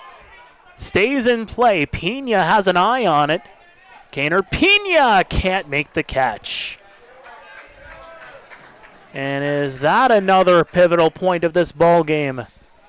Because again, miscommunication is a factor in a missed play. Ward was calling for it. Pena was calling for it. Garcia was providing backup, trotting right behind him. And none of them come up with the ball. You got to make those channels of communication just that little bit clearer and avoid any malfunctions, any run-ins like we saw earlier in the inning. Fans starting to get loud here yet again at Hastings Stadium. Smybert on first, Mullen on third. The Jackfish leading 1-0. The payoff from Garcia. Swing and a miss, he got him! Edgar Garcia fired up. Strikeout number 6 for the former major leaguer. And the Jackfish strand a pair, and it remains 1-0 as we head to the home half of the inning. And the Royals still down 1-0, but still a little bit to go as Jose Dominguez comes back out for another inning of work. Edgar Garcia has every right to be fired up. Yes, there have been miscommunications. Yes, there have been errors made by the Royals tonight. Hey, there's been plenty of runners on base for the Welland Jackfish, but the fact of the matter is, aside from one, they have been left on base. Garcia has gone out, has done his job, and done it well. One thing to point out here as well, Thomas Green, all 3 of his strikeouts ended the inning. In the 2nd, in the 4th, and in the 6th. Coming up in a situation where Thomas Green, he's 1 strikeout away from the golden sombrero. But again, when it gets to that part of the order, Edgar Garcia's just had his number. And the fact of the matter is, you look at that section as well. There have been runners on base every single time that he has struck out throughout this game. So making the most of these opportunities, not something that Welland has been able to do, and a lot of that is down to the phenomenal performance by Edgar Garcia. You mentioned those 6 strikeouts already. Well, already, his night's probably over. His 6 strikeouts tonight, partner. He really played like he meant it tonight. Well, Welland up to 4 hits on the night. And Guelph, you look at that last inning, and again, you think about that missed opportunity. Looks, thinking back to it, an attempt at a suicide squeeze where Dominguez recognizes it. So you pitch inside. You basically eliminate that suicide squeeze attempt, and it's right in line with the runner trying to come home. And sure enough, the best opportunity for Guelph to score a run in this game goes awry, and here we are, still 1-0. It seemed like a play drawn up, practiced even. You drop the bunt down. You have the outs to even attempt it. You had that wiggle room. Just a miscommunication, and Dominguez, he was looking at Pena the whole time. He had his eye on him. Sent that fastball down, inside, and low. That one goes high and deep, but stays in the ballpark, and Mateo Porcelato gets underneath it in right field to retire Ashton Patterson. That is promising to see, though. Patterson, not a power hitter, but a contact one. So for him to put bat to ball like that shows that the Royals are starting to gain an edge over Dominguez as this game progresses, as the man in question gets a little more tired, throws just a few more pitches up there on the mound. Well, back to the top of the order here, and again, those 2 hits from Kaner Pena, the only hits that Dominguez has given up all night.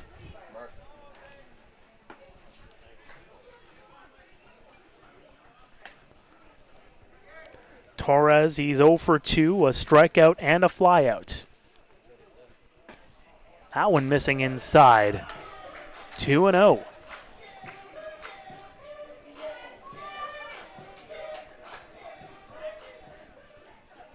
On deck is Connor Morrow.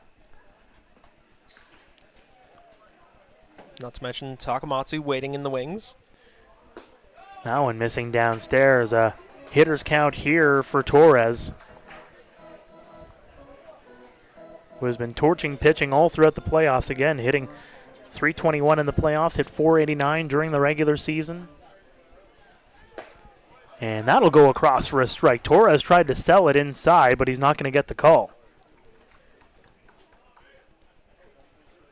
Torres had 7 walks in the regular season. So the vision not in question. And good vision there as he takes the 5-pitch walk. Some of the most patient hitters in this Royals lineup happen to be catchers. Pina, Ward, Torres. As you can see, Dominguez up there on the mound, slamming the ball into his glove. Frustration evident on his face.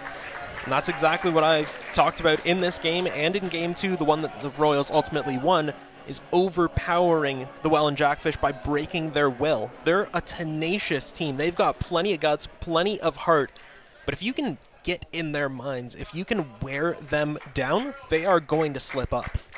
So here is Connor Morrow. He's 0 for 1. As that one goes across for strike 1. Sorry, I should say he's 0 for 2. Reached on a fielder's choice in the third, but grounded out back in the first. Former multi-time IBL champion with the Baycats organization. Would love to face his former team.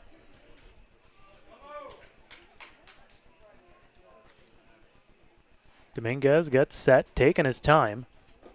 That one goes into the dirt.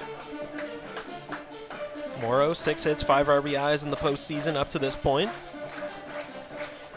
As you mentioned, partner, yet to record a hit in this contest, but has played spectacularly on the defensive side of the ball. Still waiting for that page to turn over offensively. 28-year-old takes for strike 2. And this is another one of those pivotal at-bats with a runner on base and just the one out.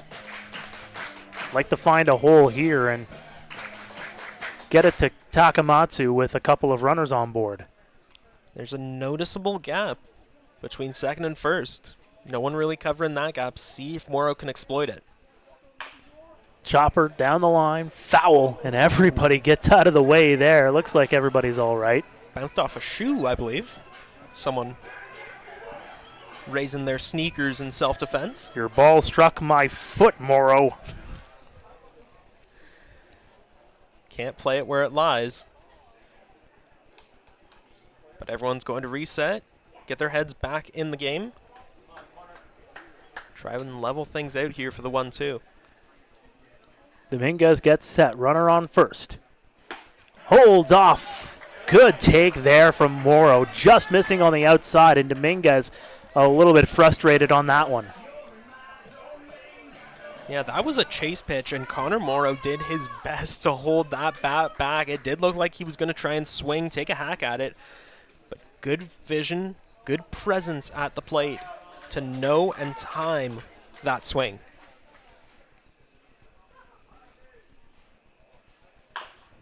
And another one wasted, foul ball. Good job here by Morrow as he continues to battle here against Dominguez. And this is the kind of a bat that you need for the Royals. Dominguez, that pitch count, just crawling over 70 at this point. You need these long at bats. Still no activity in the Jackfish bullpen, though. Here comes the 2-2. Down into the dirt. That's going to get away from Mullen. Circling around, thinking about third for a moment there was Torres, but he's just going to stay put at second base on the wild pitch. That's a wise choice. That ball did get away from Mullen, but he has an absolute cannon of an arm. Not going to try and test it is Torres. Take the free base. He was running anyways. So he will settle in at second.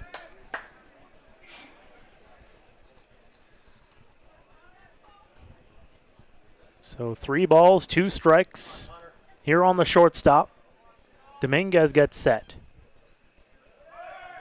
Inside, throw over to third. That one's going to get away.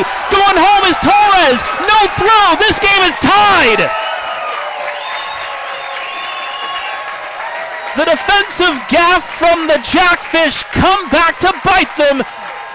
And we are tied at 1 here in Game 4. The errors have been an issue for both of these teams. Miscommunications, missed times, missed opportunities. The Royals, for all of their faults in this contest, have put one right. And this game is tied. And here comes Brian Essery to have a word with his infield and Jose Dominguez. Just like that, this game has shifted. As Connor Morrow, that's going to go down as a walk officially. And it was ball 4 all the way. It was ball 4 anyway. It gets away. And sure enough, it's good awareness from Franklin Torres, who was going over to third. And then the throw, just missing green. And trotting home is Franklin Torres. And we have a new ball game. That'll bring some life here to the Hastings faithful. Yeah, it was just a miscommunication, mistiming on both Green and Mullen's parts. Green was a bit out of position. Mullen really rushed his throw. Rushed it way into the outfield. Chopper hangs up way high. Throw over to first and in time to get the second out. That'll advance Morrow over to second base, but Takamatsu nearly squeezes an infield single on a high hop. And Takamatsu, he's a big guy. He was putting his all into that sprint and now gingerly jogging back towards the dugout. Still catching his breath. And there you see the conversation with Liam Wilson. You know exactly what he's telling him there. A little bit of intel that Tak may have seen on that last offering from Dominguez and wants to make sure Wilson knows all about it. Yeah, if you're going to listen to anyone, who better than Takamatsu, multi-time All-Star, former IBL MVP? He's seen something in Dominguez. Let's see if Wilson can bring that to fruition. That'll go in for a strike. Nice slider over the heart of the plate from Dominguez. Something you really wouldn't throw against a guy with the power of Wilson, so a little bit of gusto on that throw. Connor Morrow at second. He's got a bit of speed. The delivery, swing and a miss for strike 2. Wilson swinging on the inside pitch.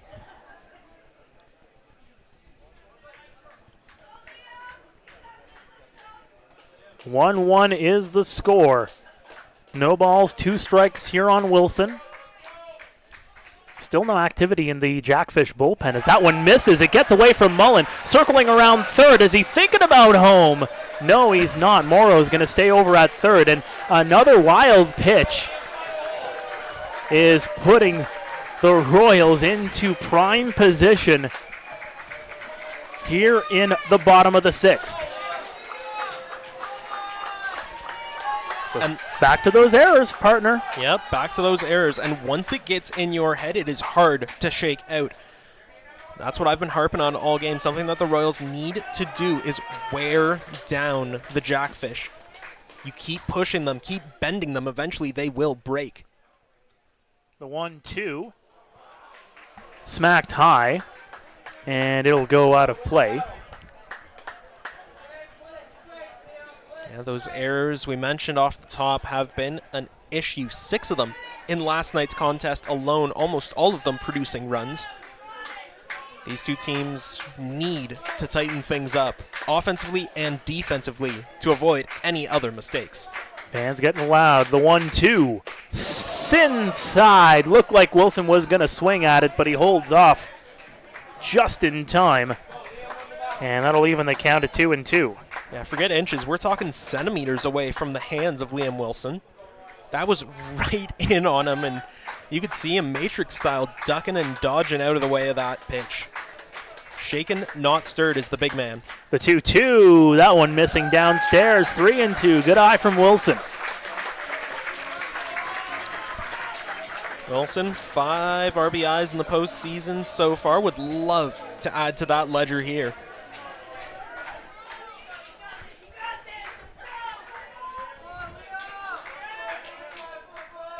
Some energy here at Hastings. Here comes the 3-2.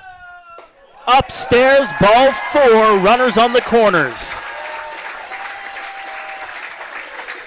Another great plate appearance from Liam Wilson. And that is 3 walks issued by Jose Dominguez in this inning. Yeah, there's no doubt about it. He is shaken up on the mound. The Royals are in his head, taking up space, and they aren't paying rent. 22 pitches into this inning here for Jose Dominguez. Now you got to imagine, even with no action still in the Jackfish bullpen, there's a nasty surprise waiting around the corner. Could we see Davy Mendez come in? Could we even see Ortega get the nod in a relief appearance? Well, this is the time of a playoff series where Ryan Essery and the Jackfish organization just try to lock it down. You don't want to go back to Game 5. Swing and a miss from Ward for strike 1. Ward has struck out swinging both times he's been up tonight. Plenty of good vision at the dish, though. 4 walks in the postseason. Not to mention 22 in the regular season. Of course, you'd expect a catcher to have great vision. The 0-1 is going to be smacked foul. And now Dominguez 1 strike away from getting out of it. Anything that hits outfield grass is going to score Morrow from third. Also, the double duty advances the runner as well. Dominguez, a bit of a shake-off there, takes what he wants there now. Here comes the 0-2. Missing and gets away. A runner's going to come in to score. The Royals have taken the lead. Another wild pitch from Jose Dominguez, and the Royals have their first lead of the ball game.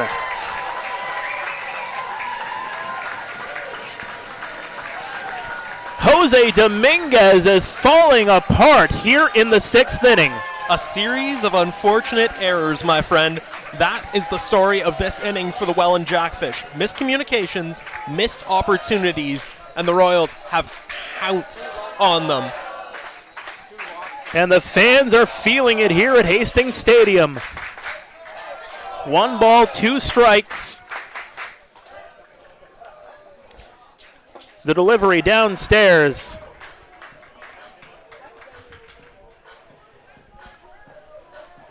Two balls, 2 strikes. What a game. Hey, we knew it would be one right from the start, and this one has more than delivered. Lived up to top billing. Here it comes, missing outside. Yeah. Mullen, for all the good that he brings to this team in terms of power, bat presence, that cannon of an arm, defensively with the glove, he has not been able to come through for the Jackfish in this series, in this season, and especially here tonight. 3 balls, 2 strikes here on Ward. Wilson on second. The pitch. Swing and a miss. Strike 3, he got him. But the Royals have given their fans something to celebrate. Guelph 2, Welland 1 as we head to the 7th inning here in Game 4 of the IBL semifinals. The Guelph Royals looking to force a Game 5 tomorrow night. We'll be back after this here on Royals TV.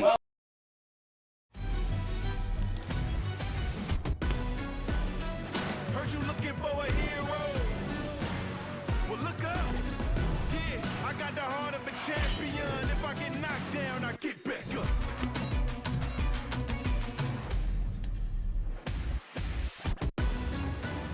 I got the heart of a champion. If I get knocked down, I get back up. Hard line drive up the middle. Whoa! Lindor out of nowhere. How did he do that? That Lindor can play. I don't know about that hair. And don't get me started on those gloves. I don't know. I kind of like it. It's time for a revolution. The Ref 1X by Rollins.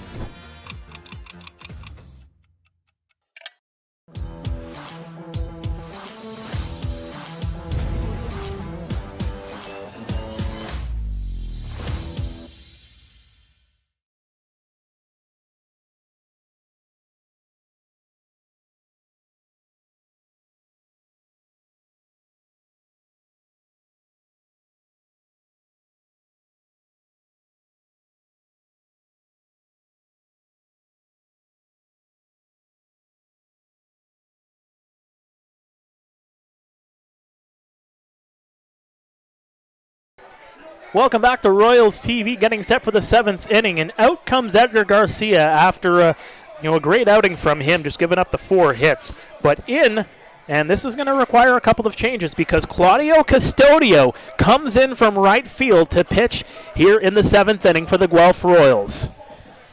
Coming off to the bench to fill that gap in right field is Carson Burns, the 26-year-old Orangeville native, picking up the slack out there in the outfield. A reliable hand. Has made just a couple appearances here in the postseason, as has Custodio. His postseason numbers a 1.42 ERA, 12 innings pitched, 15 Ks compared to 3 walks. 1 win, 1 loss on his ledger.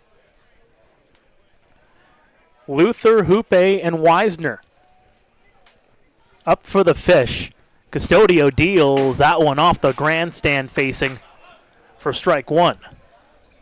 Now with Custodio into this game, should things go to Game 5 tomorrow, you got to imagine Jacob Cush is tentatively penciled in on Dino Ramel's scorecard. Custodio deals, smacked high and out of play. And by the way, with Claudio Custodio coming into the game, Carson Burns will take over in right field. Yep, as mentioned, Burns, the solid hand. Reliable as they come. Pretty good batter in these postseason appearances too, a .500 batting average, but we'll talk a little more about his numbers when he comes up later on in this one.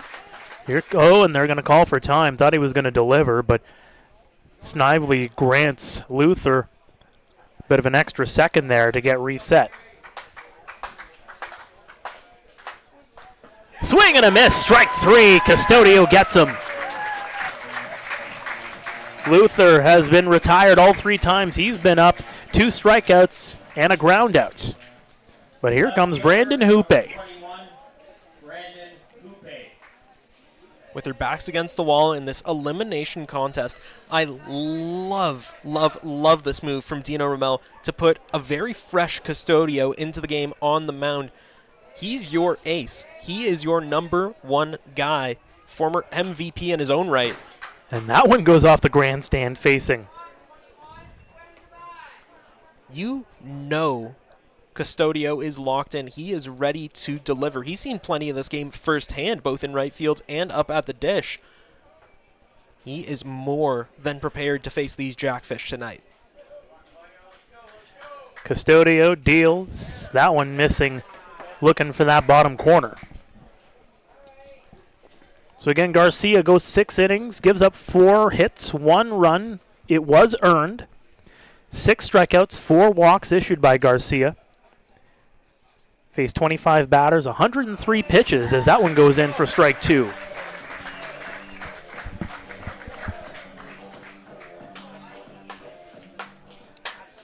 Custodio wildly different than Garcia. Garcia usually relying on 4-seamers, 2-seamers, and sliders. The 1-2 right over to Morrow.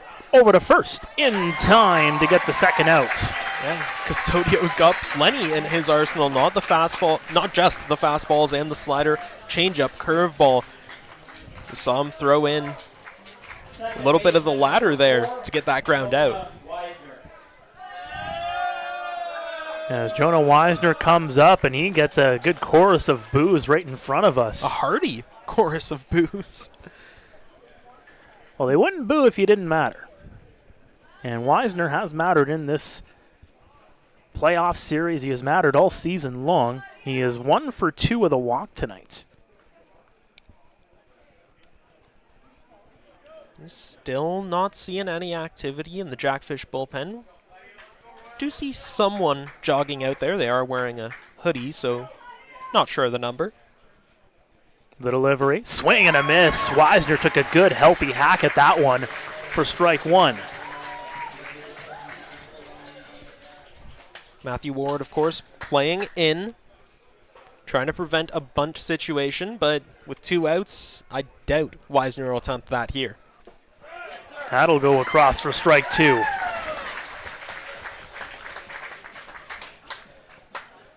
Custodio working in the changeup there.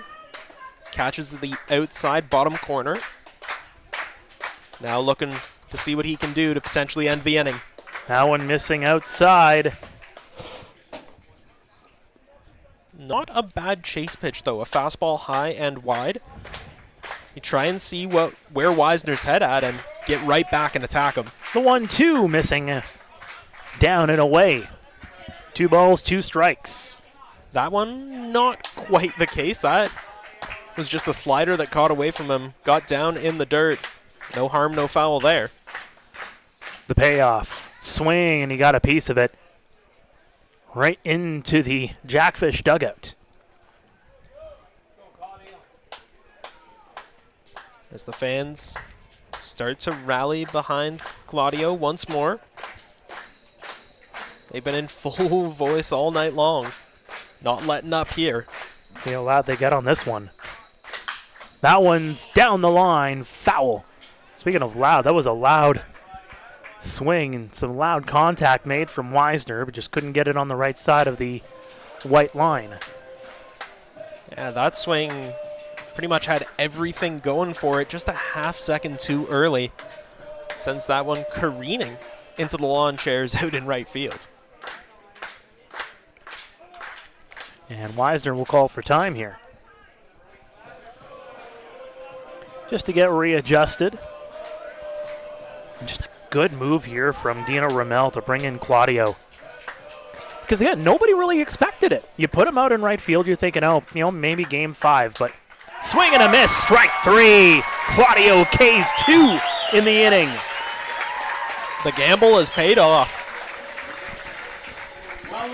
We're heading to stretch time here at Hastings Stadium in Guelph, and again, just to go back on that that move from Dino Ramel to bring in Claudio. Again, it's a gamble. It's a gamble.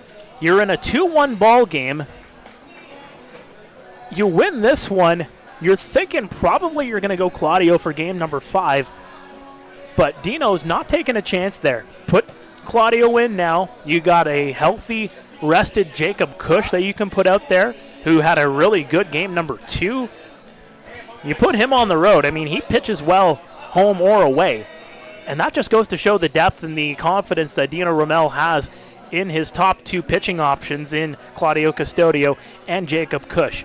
You could bring in Jacob Cush here into this one in a relief effort, but you give him that extra rest and you allow Claudio to come in and not have to burn out the arm and go for a full game. But at the very least, I think, to be honest with you, you get Claudio to go to this extra way and Guelph ends up winning this game. Do you put Claudio into a relief appearance tomorrow night? This is the kind of guy, and I talked with Dino Ramel before the playoffs even started, and he talked the laurels en masse, for a lack of a better term here, on Claudio Custodio, his competitiveness, his willingness to win.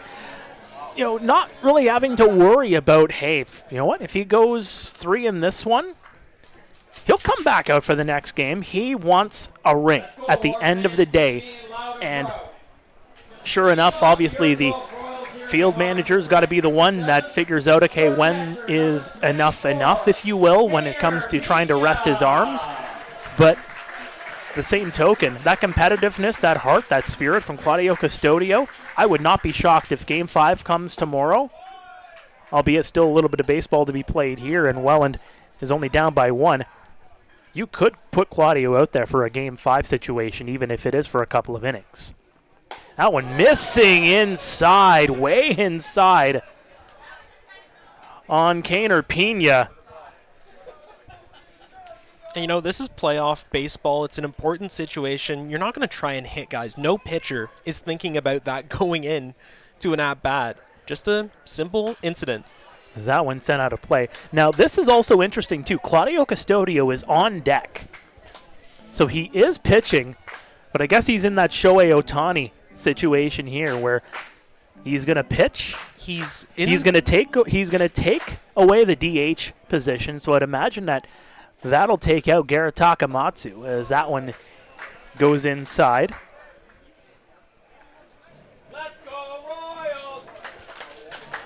So very interesting here. Yeah, because looking at my lineup card, Custodio is listed in the 7 spot. That one goes down the line. That's a foul ball. So if he is in taking over the DH spot, that would put Carson Burns in the 3 hole as the right fielder. Correct, and that would be Garrett Takamatsu who would come out of the ball game as a result.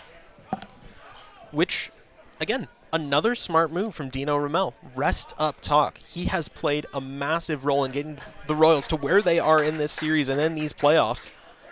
That one missing outside for ball 4. Kaner Pena has reached base every time he has been at the dish tonight. And now here comes Brian Essery, and I think this might be the pitching change. Takes a quick glance over at the bullpen. Yeah, no signal yet. No. Everybody coming in. Meeting of the minds. Essery staring down the Royals dugout. And there's the wave. There's the sign. Yeah, we're going to get a new pitcher coming into the ball game. Jose Dominguez's night is done after 92 pitches. We'll see who comes into the ball game after this. Again, the Royals leading this one by a score of 2-1 in the bottom of the 7th. Runner on, nobody out here on Royals TV.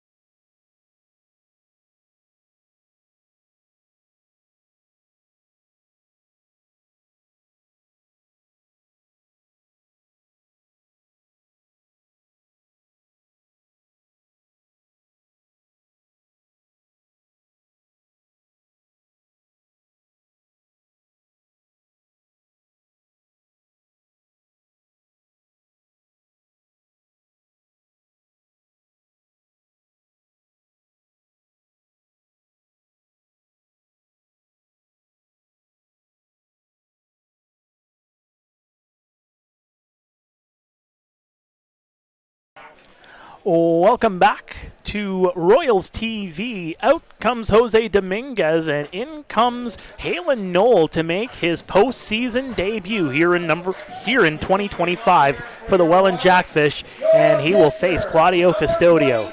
The 24-year-old, again, as you mentioned, Mark, no appearances in the postseason as of yet. In the regular season was a little less than expected. 6.93 ERA across 17 games, had 36 innings pitched, most of them in relief. Struck out more than he walked, though, 30-11 in that stat category. The former Edmonton Riverhawk. Bunt drop there. over to first in time to get the out, as losing his footing there was James Smyber trying to chase down that baseball. Good sack bunt there from Claudio Custodio to advance the runner. Actually, I think that was intentional by Smyber, ducking out of the way so that the throw could be made without any interference. That's communication. Communication, good presence on the field. Something that seemingly the Jackfish have worked on and improved on as this game has gone on. Well, here is Andy Leader. He is 0 for 1 with a walk.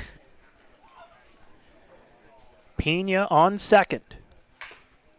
That one off the end of the bat, off of Mullen and into foul ground. Should the inning advance that far, Ashton Patterson, the man waiting on deck.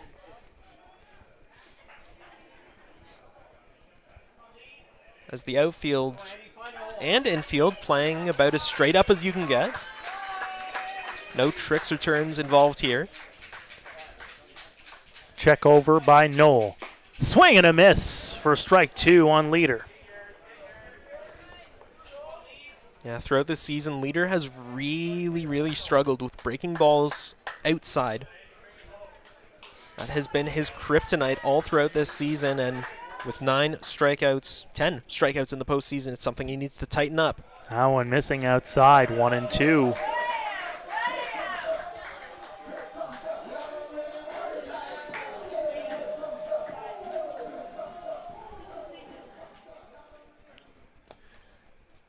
Knoll gets set, checks over at second. Sweeping slider upstairs. 3 balls, 2 strikes. Some tricky stuff there by Halen Knoll, but should have known better than to try it out on a veteran the caliber of Andy Leader. Missing outside yet again. He puts the count full at 3-2. Leader with a good eye here in this at-bat. It's that veteran vision. 3 straight balls after 2 straight strikes. Knoll looking for the punch-outs. Chopper down the line, foul as Leader stays alive. Yeah, got jammed up with that swing. Not opposed to him swinging in that count, though. It looked like a good pitch. He just cut inside at the last second.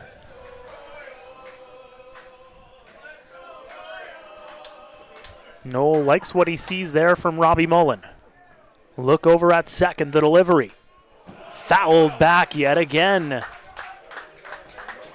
But he's making contact. Andy Leader has made contact on these last few pitches, and that's important to note. Again, with his noted battles with strikeouts all throughout the regular and postseason, of course, leading the team in the category in the regular season.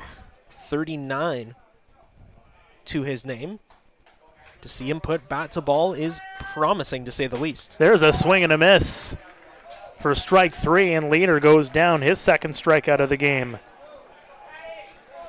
Clearly, still some fundamentals to work on for Andy Leader. Your left fielder, number 50. As the aforementioned Ashton Patterson steps up to the dish.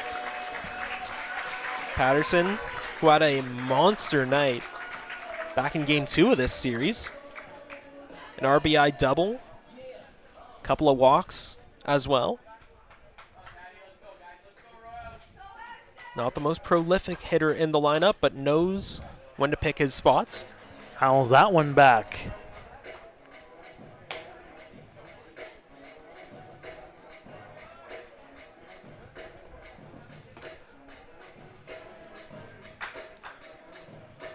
Jackfish playing the corners of the infield in, trying to prevent a bunt situation, though with 2 outs, I doubt we'll see anything like that. But with Patterson's speed, hey, the Rows have taken a couple of gambles already. Never know. That one missing outside, 1-1. Aside from J.D. Williams, I don't think there's anyone else that Dino Ramel would trust in a situation like that to beat out a throw. Well, this is, again, you'd like to have J.D. Williams on the base path here. The 1-1 missing outside, 2-1. We'll see If there is a Game 5, it goes tomorrow night in Welland. Alec Murray and Reese Dumani will have the call for you.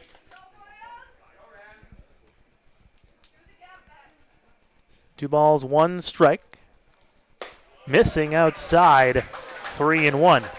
Although I'm pretty sure if I'm Reese, I'd rather be calling Junior C hockey and seeing Welland advance into the finals. But Royals looking to put Reese to work on the baseball diamond tomorrow night. Yeah, classy crew down there at the pond. Of course, these two teams should put on a show, should the series progress that far. Still plenty of baseball left in this one.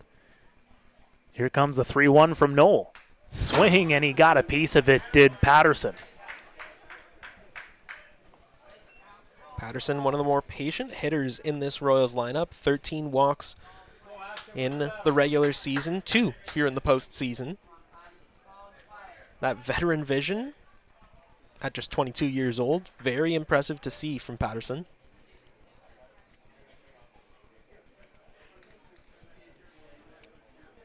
The delivery.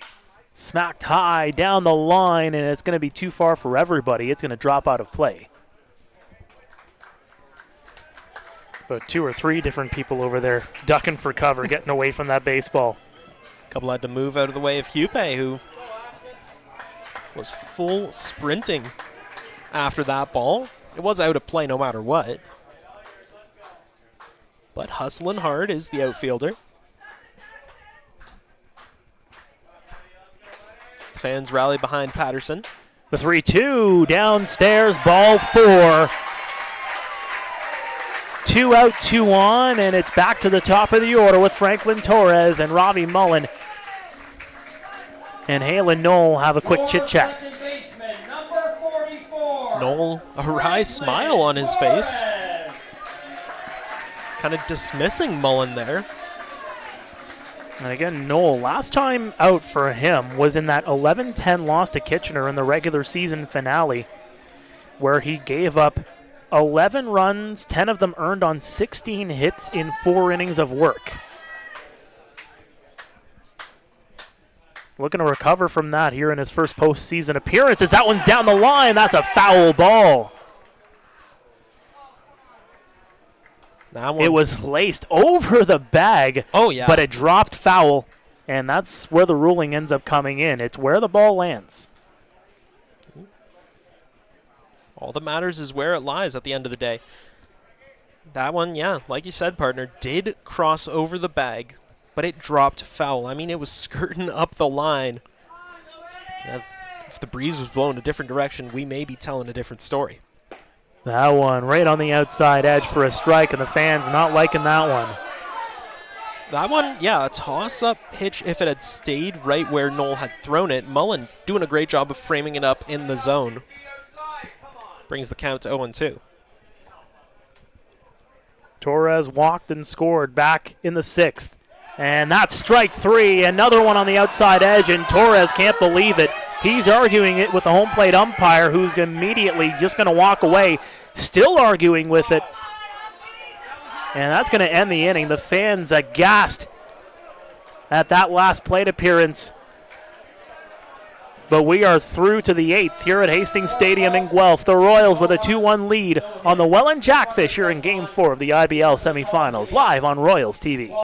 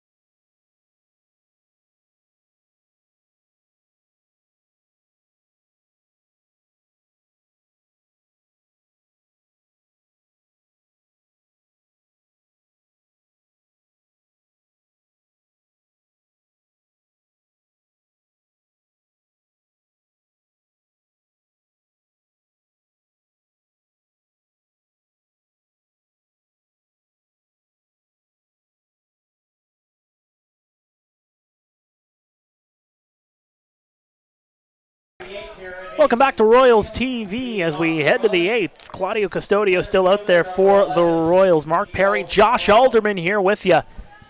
Here on a beautiful Wednesday night under the lights. As up to the plate now, it's the heart of the order for the Jackfish. Gio Morello, Matteo Porcelato, and Robbie Mullen. As Custodio, you'd imagine, will play the rest of this game as the Royals 6 outs away from forcing a Game 5. Smacked high. Gio Morello goes deep, all the way back, and catched on the run. Andy Leader, right in front of the warning track, makes the nab.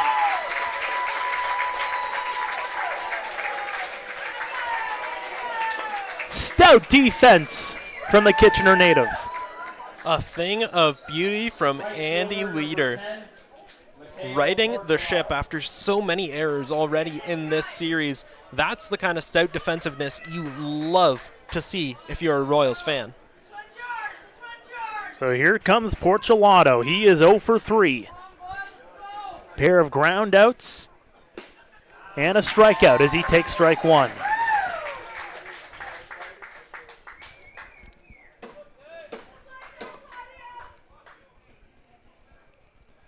The 0-1, swing and a miss.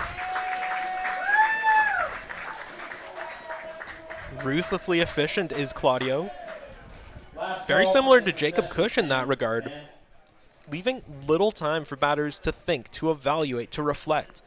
Just pounding away at the strike zone relentlessly is Custodio.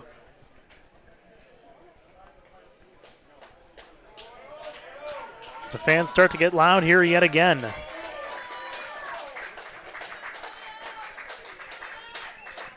The 0-2. In for strike 3. Porcelato frozen on the inside. 2 away. Second strikeout of the contest for Porcelato. Shaking his head in disappointment as he heads back to the dugout. And now, talk about a clash of titans. Custodio versus Mullen. Are you kidding me? It's about as good as it gets. Power on power. And there's a swing and a miss. Outfield playing deep, respectful of the power that Mullen brings to the plate. Quickly back into the windup. The 0-1 missing outside.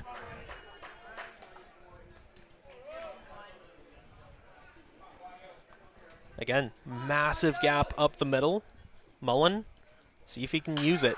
Popped high. It's going deep, but it's going to stay in the ballpark. Leader gets underneath it, and he'll make the catch.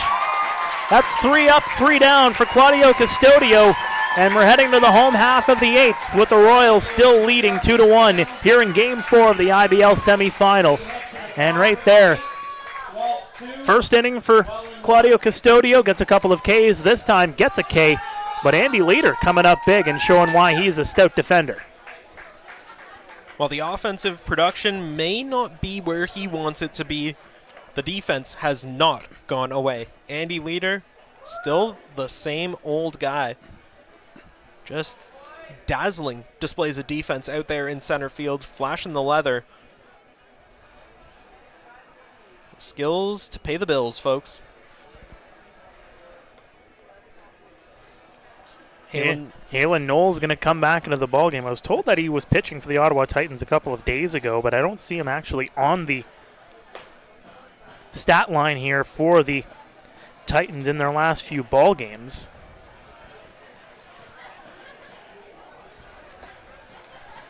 But again, Halen Knoll ran into a little bit of trouble in that last inning, but was able to get out of the jam overall. Yeah, I mean, who are we to doubt Brian Esri? One of the best minds in the IBL. The field manager, he knows his stuff. So to put Halen Knoll in a extremely high leverage situation such as this shows that he's got confidence, that he's got faith in the big man. despite those less than stellar regular season stats, that ERA has been jacked up high because of his last appearance, that being that game against the Kitchener Panthers where he let in 10 earned runs across 4 innings. Well, we're here in the middle of the 8th, and there you see it on the board. 6 hits between these two teams overall in this game. You talk about pitchers' duels. Well, the two former major leaguers went at it. Held nothing back. And now Halen Knowles trying to match Claudio Custodio pitch for pitch and try to get his team back into it. It's a hard thing to do, try and go pitch for pitch with Custodio. But Halen Knoll has shown glimpses of greatness throughout the inning that he's pitched so far. The delivery missing high and away for ball 1. Connor Morrow is still 0 for 2. He walked his last time up. And he stands as the game-winning run at this juncture. Swing and a miss.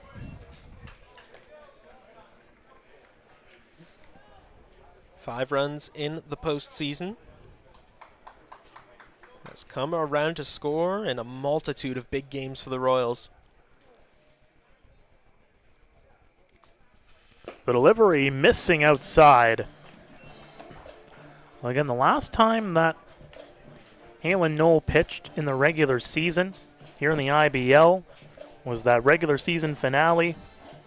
We got 950 of you watching. Glad to have you with us.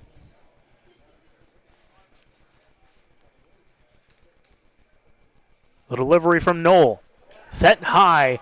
Going after it is Porchelato, and he's going to get to it. Just hung up a little bit too long there for Connor Morrow.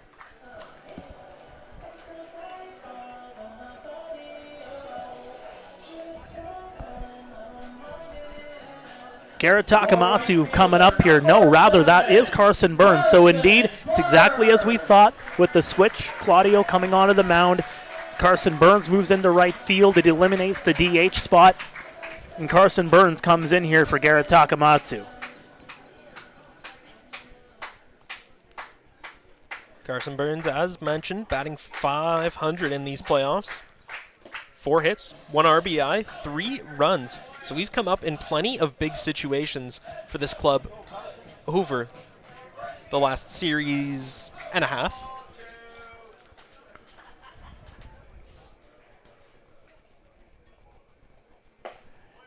And that'll go in for a strike. Halen Knoll, in fact, did pitch a couple of games against the Quebec Capitals, playing with Trois Rivières. Went 5 innings on August 30th in a 17-5 loss to Quebec. The delivery downstairs. Allowed 5 runs on 6 hits in that ball game. In fact, made 2 appearances for Trois Rivières, both against the Capitals. Both times he went 5 innings, showing that he's got a bit of extra length at that next level in the Frontier League. Like Jake Sanford, already qualified for the playoffs, so is more than welcome to join up with the Jackfish once more.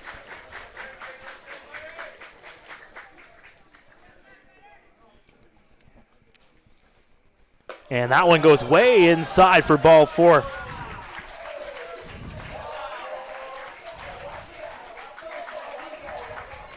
So it'll be a runner on board with just 1 out here in the bottom of the 8th for the big power bat of Liam Wilson.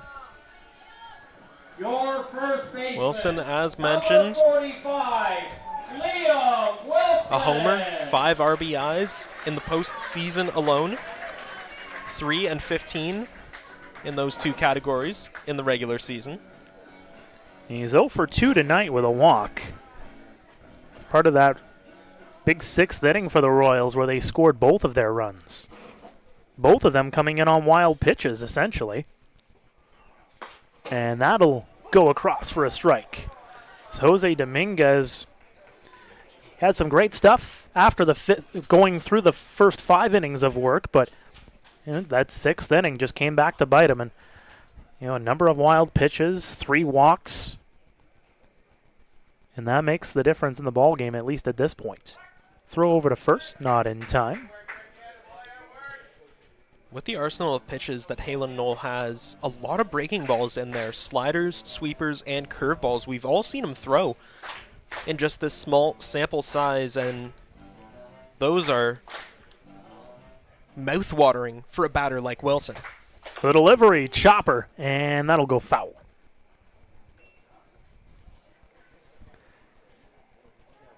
Again, if the Royals come and hold on to this victory here, Game 5 will be tomorrow night in Welland. It's a 7:15 first pitch. You can watch that game on the Welland Jackfish YouTube page. Winner to play Barrie in the IBL final. Again, I suspect will start sometime this weekend. The 0-2, chopper. Grabbed there by Green. Throw over to second for 1. Throw over to first in time. Tailor-made double play. The 6-4-3 eliminates the Royals here in the 8th.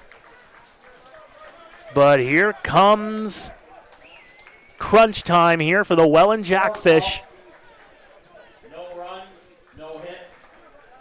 As Claudio Custodio comes out to the hill to try to finish it off and force a Game 5. We'll be back on the other side here on Royals TV.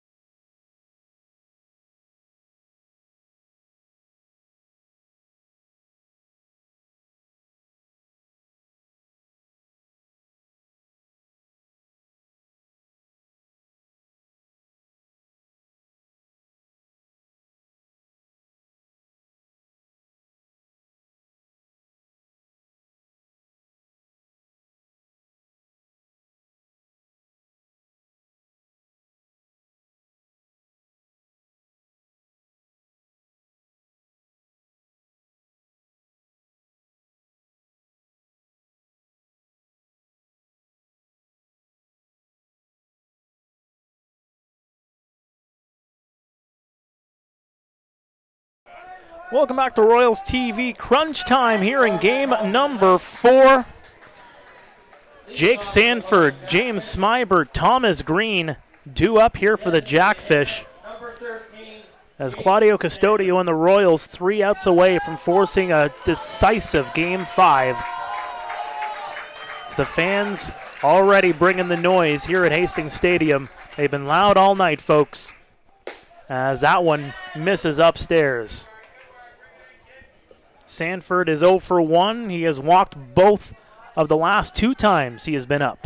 Still yet to record a hit in these playoffs. The 1-0 into the dirt. In fact, you look at those 3 guys, and it seems tailor-made for Custodio to take them down in order. They're the 3 guys that really haven't gotten going tonight. None of them getting a hit. That one smacked foul by Sanford.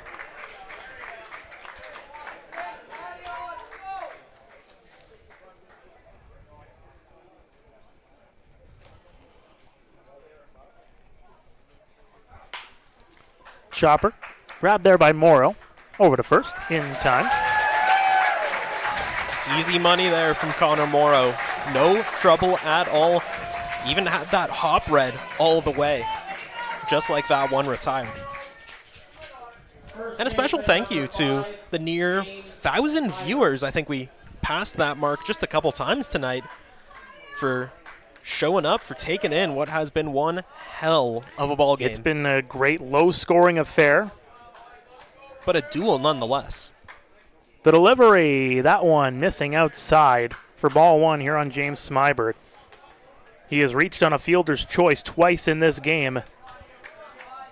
His other appearance was a fly out to left field. That one is going to miss downstairs, 2-0.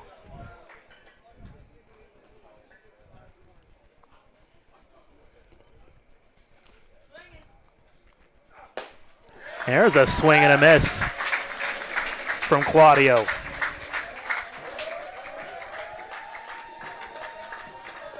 That's one of the best elements of Custodio's game.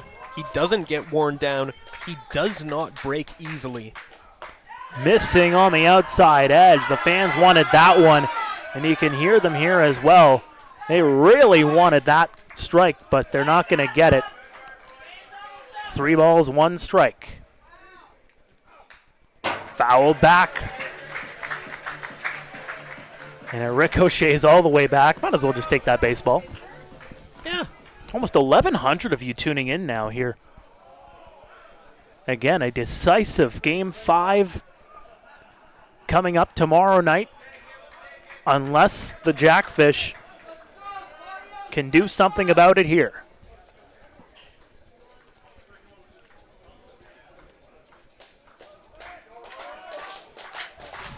The fans come alive once more. The 3-2. In for ball 4, and it missed. The fans can't believe it. And that puts the tying run on base. The series winning run, perhaps, for the Jackfish will come up to the plate in Thomas Green, who has struggled. 3 strikeouts here tonight. And it is important to mention that Snively's strike zone has stayed fairly consistent throughout the game. It's a little different from what you might see from other umpires, but it has been consistent. Really, nothing bad that can be said about the umpires in this contest. No, they have called a fair game as that one goes right down Kathleen Street for strike 1.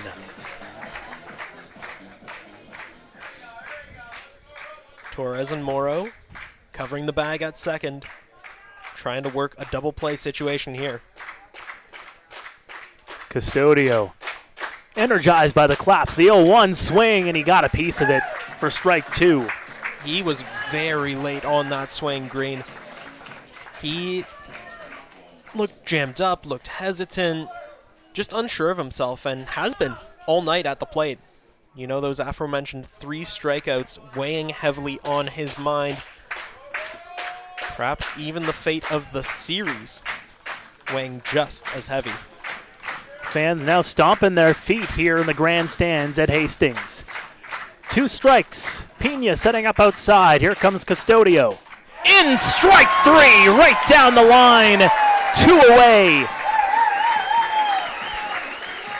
Big players show up in big moments, and there are none bigger than Claudio Custodio, a legend of this league, a legend of the blue and white.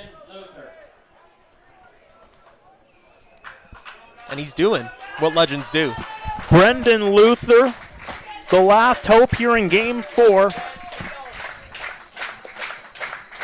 for the Welland Jackfish. He's 0 for 3.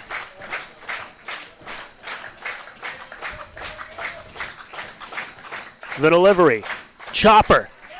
Over to second. We'll see you tomorrow night in Welland, folks. Game 5. The Royals win. The Royals win. The Royals win 2-1. And it is sweet, sweet victory here at Hastings. These fans loud and proud, repping the blue and white. This is anyone's series, but hey, momentum is one hell of a thing, and it is heavily in the corner of the Guelph Royals. Alec and Reese will have the call for you tomorrow night. 7:15 is the first pitch from Welland Stadium. If you don't have your tickets, you better get them, and get them fast, because it's going to be a barn burner at the pond to decide who meets Barrie in the IBL final. Again, Game 5, 24 hours from now at the pond. Welland and Guelph, as yet again, partner, home team holds serve here in this series, an exact flip from what we saw a year ago. And it's important to remember that what we saw a year ago was the Guelph Royals upsetting the Welland Jackfish in Game 5 of that series. History does tend to repeat itself now. With the flip, will we see a change in fortunes for the Jackfish in this series? That is a story yet to be told, partner.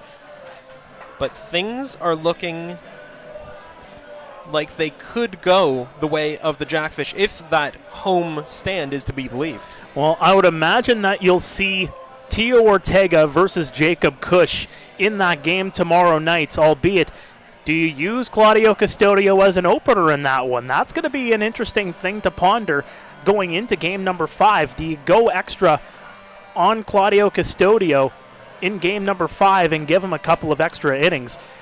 Because now you think about that too. The winner of that game tomorrow night probably not going to have that much rest going into the IBL final. So my opinion, I feel like Welland might be a little bit more in the driver's seat in that situation where they have Tio Ortega they can go to. They can go to Euclides Lair tomorrow night as well. You know, Ben Abram just pitched in the last game, so you're probably not going to see him tomorrow night. But the fact of the matter is, you go through Custodio for just a couple of innings here tonight. You allow the rest for Jacob Cush. You know, again, you know, there's a lot of things to factor in here. But the fact of the matter is, you're playing for tonight, not tomorrow, and that's going to have to be the mindset for these two teams tomorrow night in a decisive Game 5. Tomorrow, it's time to put all your cards down. It's time to smoke them if you got them. It is time to lay it all on the line. Like you said, you are playing for tonight. Forget about tomorrow. You don't even want to think about who you're going to use in the series against Barrie because there may not be a series against Barrie. You are going to see the big guns out to play tonight. Tomorrow, folks. You saw them out here tonight, though. Yes, you did. Again, the final score here, it is the Guelph Royals 2, the Jackfish from Welland 1. This series is tied at 2, Game 5 tomorrow night to decide who plays Barrie in the IBL final. For Josh Alderman, my name is Mark Perry. Again, if this is the last time that we're on the air here from Guelph here this season, you know, thanks to David and Jacob for doing a phenomenal job with the producing roles this year. Eli, you know, running around everywhere, getting our center field camera back up and running all nights. Everybody here doing just a bang-up job here all season long, and just can't thank them enough for everything that they have done here all season long. But here's hoping that this isn't the last time that we are talking here at Hastings Stadium for 2025. We will see you, possibly, in the next round, but don't forget, Game 5 tomorrow night. Tune in on the Welland Jackfish YouTube page. Again, he's Josh. I'm Mark saying so long from Hastings Stadium. Good night.